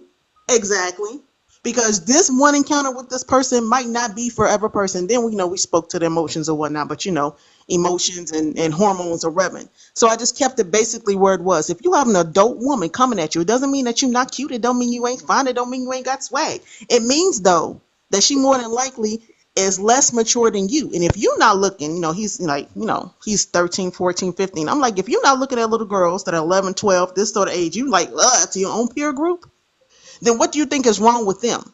Is it worth it? And again, we revisit the venereal diseases. Okay. Right. And I think it's important that we have these conversations because you see everybody all up in arms about that one girl. I think her name is Drea, and her having that baby with that like 21-year-old NFL or NBA player. I don't know these men. So everybody mad about the fact that she preyed on him. Da da da da da. Okay, she did. I'm here to say yes, she absolutely did. But if somebody had raised him enough to avoid women like that, he would have never fell victim to her praying. He would have Heisman her or made sure he always wrapped it up and not got her pregnant. But who's having them conversation with young boys? Who is really teaching them that these older women are preying on them, especially a young man who's on his way? I had them conversations with my brother because he had NFL scouts looking at him when he was 12. Okay, he was people just knew he was gonna go off to be an NBA player or at least go to college and play college ball and then get a good career. I had my brother, and my brother is a good young man. Shout outs to me and my sisters. So he's a good young man, good enough that he at 12 he had other moms coming up to us talking about how they wanted him to date their daughter. We just really like Sean. We think he's a good young man. We think he would be great for our daughter, blah, blah, blah, blah, blah. But let me tell you this, because of how we raised my brother ain't never dated a woman who was our age. His sister's age, older than him? Nah, because he's our baby brother. He ain't never dated a girl our age. And the one time he stepped out and dated a girl that we told him not to, she tried to put a baby on him that wasn't his. And best believe after that, my brother, if we don't like you, my brother don't like you. That's just how that go. So we got to be more involved in these young boys' lives so that they're not falling for the okey doke when a beautiful woman looking like Drea comes along to take advantage of them. She bad though. What you mean? What does that do? Let me put it this way. Brother, look. Let me put it this way. Let me ask you this. You know what? No. I don't. You know what? No, I don't understand because I'm not a dude. However, I'm a human being with self-control. Let me ask you this, right? Because you're talking about how these young men, yourself included, walk around with bad, right? These ladies just trying to throw it at you this way and the other, right? You don't understand how turn it around. And you as a man, would you be trying to get with young girls who were the age you were when these women came towards you? No, man. See, I've been dating older women all my life. Okay, no. Listen to me. This is not me coming at you a certain way. What I'm saying to you is this. What? And I'm not, especially with the conversation we had earlier with that gentleman, who I'm very still suspicious about. Okay, there are a lot of the men in our community, okay, who have been victimized, but will prefer to see themselves as players as opposed to victims. Yeah. Because players make choices, victims get got. Mm-hmm. And what we're saying to you is that whether it be you, your experience, or others around you, predatory women are in your midst, have been in your orbit. And what I'm saying, the correlation I'm making right here, because I see that you want to keep it a certain way, and I'm not going to press you. What I'm saying this, though, is that if you as an adult man would not make the same choice that woman made when you were a child, with a young girl or a young guy, it doesn't make it right just because of her gender. Do you understand what I'm saying? I mean, if the thought of you as a grown man, that the age that woman came towards you disgusts you as far as approaching a young girl the same age, then it doesn't make it right. But ma'am, you gotta understand this. I pursued the woman. I got her phone number. I was like, yo. Okay, listen to what I'm saying. No, he was dead ass wrong, and you were not. You were a child acting on your childlike impulses. And you wanted to do all you knew is that you wanted to get your little peen wet, and that's what you I was working in public. Brother, let me say this. I'm gonna say this to you. I know you hate to hear it. You were a teen gentleman. You were a teen gentleman moving as an adult because of your circumstances. It didn't make you one. I joined the army at 18. I served for this country. 16 and 18 is two different things. I served for this country. You don't even understand that. 18 I do, because 16 and 18 are two different ages, first of all. only like 24 months before that happened, Shawty. You don't even And understand. Like that's from not that's from not that 13 long. from 13 to 2 years is 16, not your body long, was man. very Excuse different and me. your mind May was I very ask you different. Excuse You something? at you at 18 is years, different than you were at 25. ma'am, You at ma'am, 25 is ma'am. I different was than you married were for at this age. 13 May years I after ask him that. something? No, man, you don't Okay, understand well, my hold story. on. Let Roman Lover said something really quickly, and then Okay. we might be ending this soon because You it's don't almost 1 understand a.m. males. This is Oh, it is real. 1 a.m. How? Okay. So do you? I'm about to jump up out. I'm just gonna say this, You think brother. every man got the same journey out here? This is not No, reality. we're not saying No. that. And it That's is not a if you My want journey. granddaddy had 18 if you kids. You don't know want where I that to come be a from. beautiful memory, let it be a beautiful Man, my memory. But what granddaddy we're had saying to you, 18 kids. What are you talking like about? I You Okay. don't come said, from where I come from, man.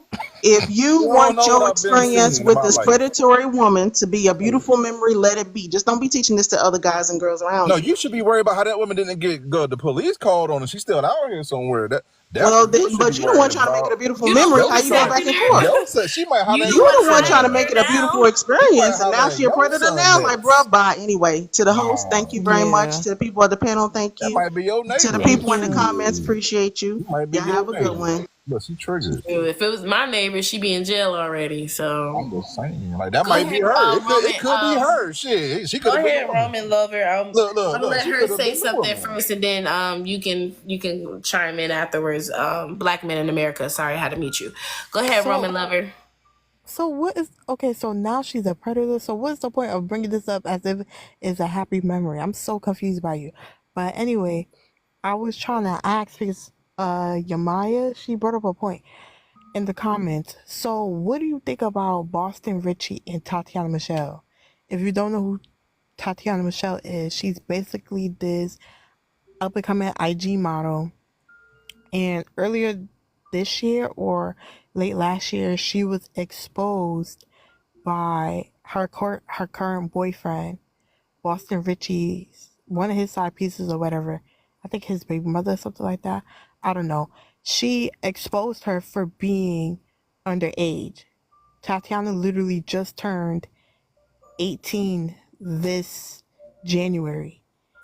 And I don't know if y'all ever seen her or whatever, but when you first glance, when you see her, she looks 25 and up. She looks very grown. Like she has the typical IG model aesthetic. She body, face, makeup, the bust down, everything. You would think that she's a regular 25-year-old woman. But coming to find out that she was literally the pictures that she was taking, everything was all under the age of 18. And coming to find out, essentially, the reason why I bring it up is because her boyfriend, Boston Richie, is essentially 10 years older than her. He's 20, he just turned 27. He's 27, she literally just turned 18. And they've been messing around with each other since she was 16, 15 years old. So I bring this up to say, are you gonna justify their situation because she quote unquote wanted it, or is it different because you're a boy or you were a boy? He probably gonna justify it because she look grown. Like all these men, I don't put nothing. She looked like she seemed like she ready. Like I see them. He left. Yeah, I don't even know. I don't know who them people is, but people telling us they need to be calling the police. That's what they need. Don't be exposing them on the internet, baby. Expose them to the popo. But and it also depends on like what state they're in, because in some states the age of consent is 16. So But it's like it's just so crazy. I just feel like what he I've came up with this thing. Men go through a process of being adultified as they get during their adolescence year. What I mean by adultification is the fact that they're allowed to they're allowed how to would I put it? maneuver and make decisions like they're Yes. men and have those decisions respected as if they're fully grown, developed men, and no, they're not. Yeah, and then when they get older, when they're actually men, they go through oh my god, I had the word. It's their infantilization. A sense of infantilization because every decision that they make or mistake. It's like, oh, well, it's an excuse. It's like, oh, he doesn't know better, this and that. Oh, well, men, they develop later on, they women. Wow. The same thing has happened to women. We get adultified, but in the opposite sense is like we're held to the fire for every little decision.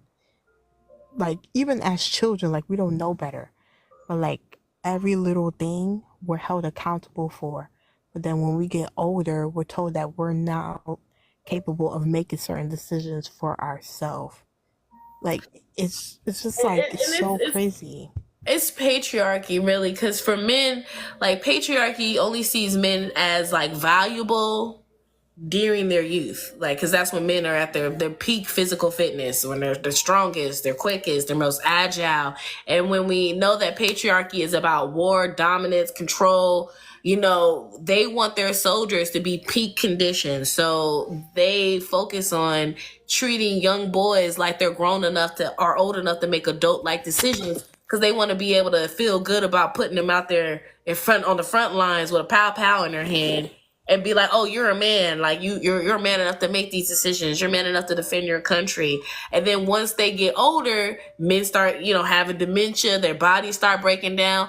Well, now we don't have no use for you. So now we're gonna discard you or throw you to the side because we don't have no use for you. Where women's usefulness never expires. Like it never expires. Women are useful when they're young, for bearing children and for, actual purposes. Women are useful when they get older for caring for children and nurturing children and raising the next crop of women. And then the older the woman gets, but when she's up there, that's when she starts to really lose her usefulness. When she starts to get like 50, 60s, men start to say, oh, she's no longer useful because we don't have sex with her. But men will still keep that old woman around because that's mama. Like, so mama can live in the house forever. Mama can grow old in the house. Daddy, he gonna be down there at the home. He gonna be down there at the home. People not gonna be checking up for him. People not gonna be caring about him because society don't see men's useful. Men stop being useful once they start to get old. Whereas women in society, as far as society is concerned, women never lose their youth or their value. There's always another role for women to fill. Jules, you can come off the comment. I see you said you disagree. You can unmute, and it's just the three of us now. Just the three of us. Back on. I think they always think as soon as maybe because you're younger, that's why you feel that way. They do say as soon as you're like over your 30, you're not useful because basically you can't reproduce or whatever they say in your 30s and 40s. They say that all the time on here. Man, yeah, they say that. I agree. They do say that, but they're lying. And they're lying. That's like, just a tactic to try to like create insecurity in women who are in their 30s and to put women in a position of competing with each other, which creates a hierarchical structure. But if like we look at how our society is structured outside of what men say, our society is set up that women are useful at every age of their life.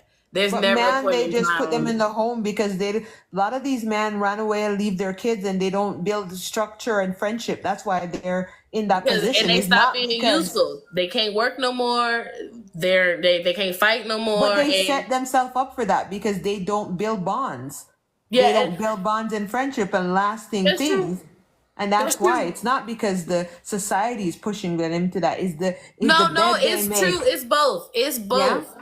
Men are being told that a man is not to be emotional. A man is to be stoic. A man's purpose is to be a provider and a protector. And that's his only purpose. Like, men are not conditioned to have platonic male friends. But that's because the patriarchal structure needs men to be soldiers and they need men to be laborers. So we don't need emotional men who have families that they care about and friends that they care about that they want to come back to, because you might not really be out there fighting that war like that if you're trying to get back to your family. Like, if you may not will be willing to be down in the mine for as long as you stay down there if you ain't got no family out here to provide for. So the system is structured so that men can fulfill a role that patriarchy needs, which is soldiers and laborers. And then once they can't be soldiers or laborers anymore, well, we don't need you, which is why we don't have a society that's structured to take care of veterans. Most of the homeless people out there are either old,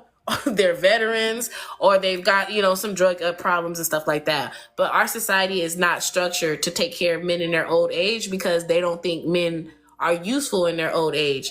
But our society very much so is structured around keeping women at every age. Grandmama, big mama, she still needed, even at her old age. She might not be used for sex no more, but they still want her to be here to raise the other baby makers. Somebody got to teach the other girls how to do it. So, like, women always have a usefulness. They always have a purpose.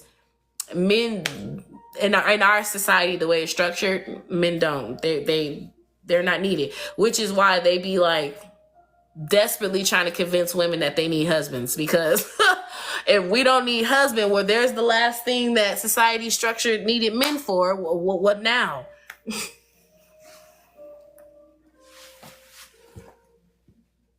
Well, this conversation was very fulfilling.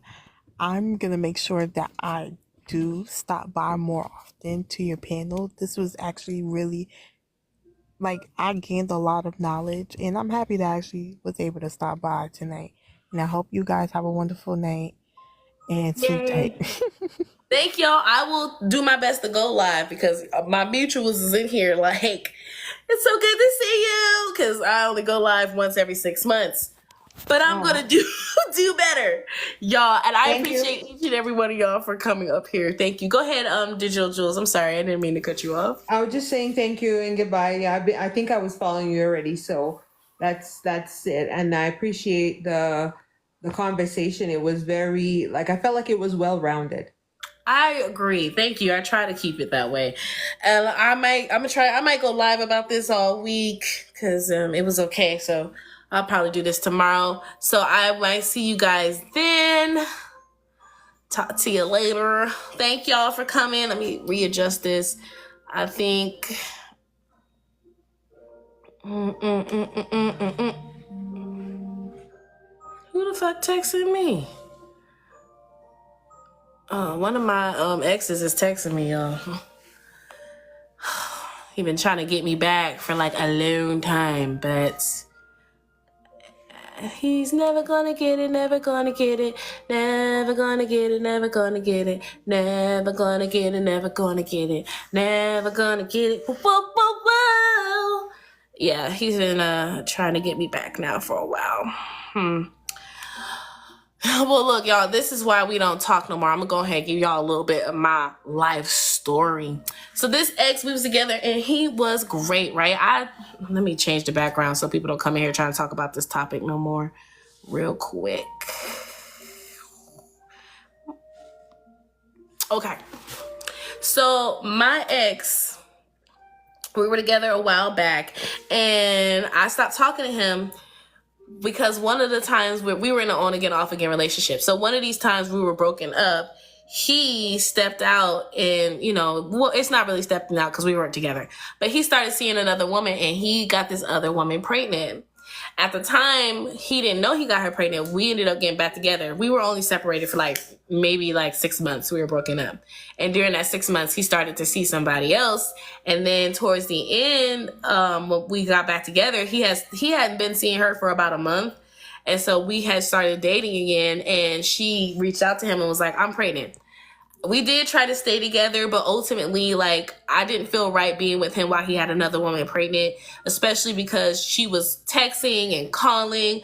She really wanted him to be involved, and she really wanted to talk baby names, and she wanted to be on the phone. She wanted to, whenever she woke up at 2 and wanted to talk about the baby, she wanted to be able to call him. And it didn't matter that she had a baby with him.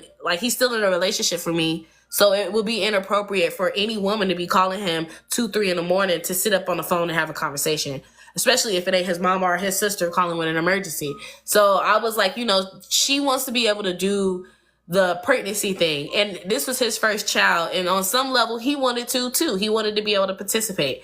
And us being in a relationship was just like standing in the way and kind of another obstacle that he had to work around in order to be able to show up in this situation.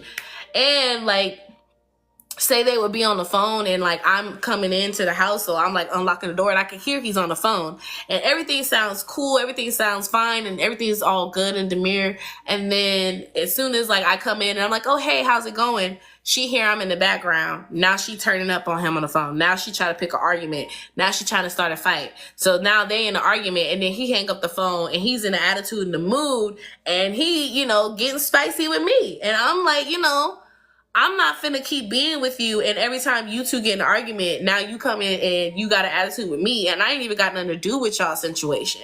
So why am I catching all this heat? So eventually it just was like, you know what, this don't even make sense. We just shouldn't be together. Like, while she's pregnant, we shouldn't be together, and you should just go and focus on, being there for her during this pregnancy and making sure that, she has what she needs. So we ended up breaking up. I think she might have been like 4 or 5 months at this point. So we broke up. They ended up getting back together. They moved in together, got an apartment, whole thing. Fine. This man done text me like 3 times already. So, and he wrote me on Instagram. I didn't respond on Instagram, so now he's just been texting me and text me like another 3 times.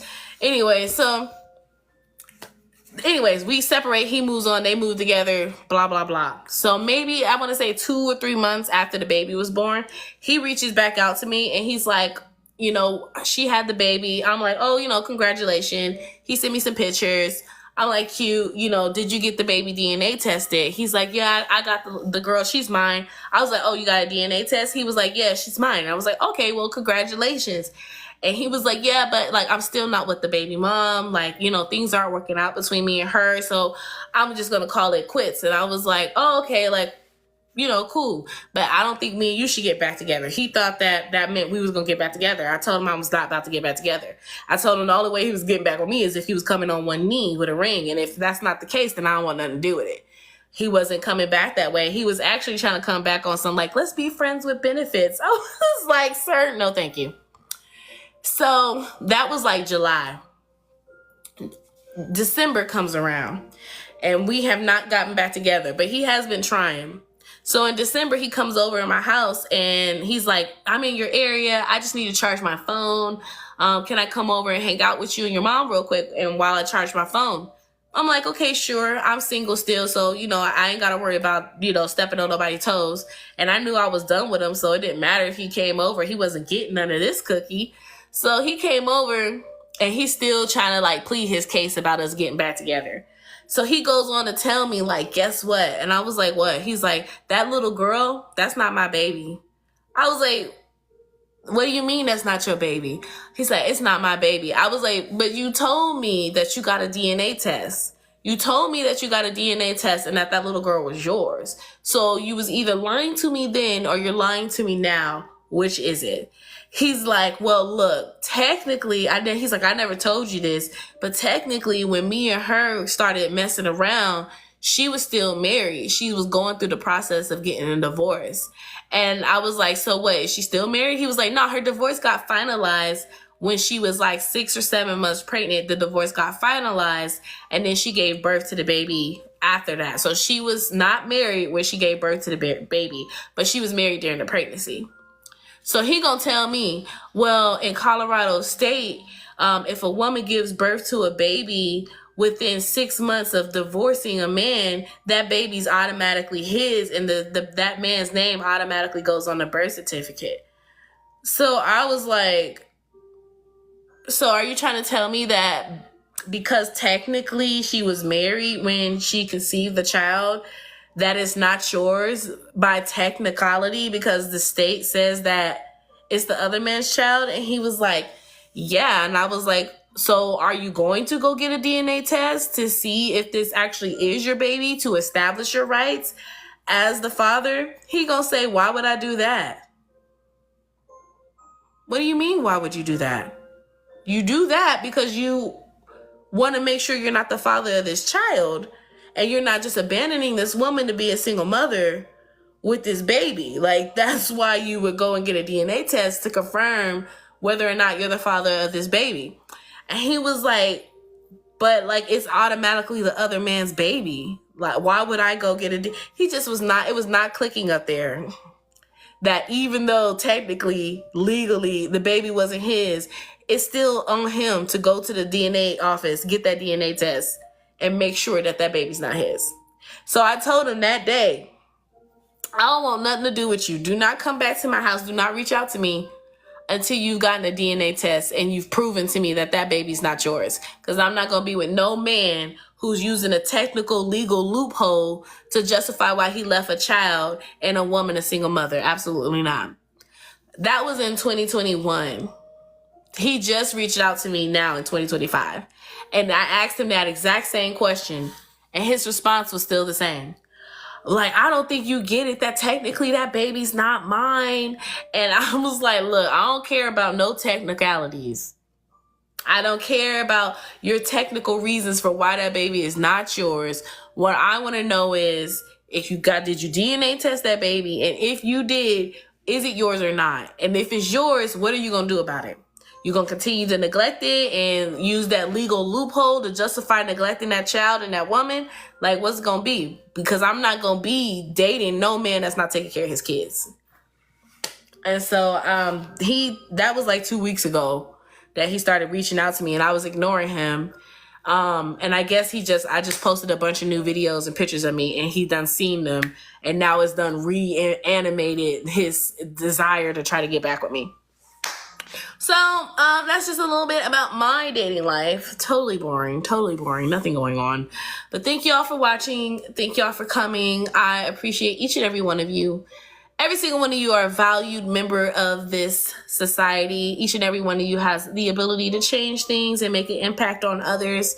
So go out there and change the world. And I will talk to y'all all later. TTFN. Ta-ta for now. Bye.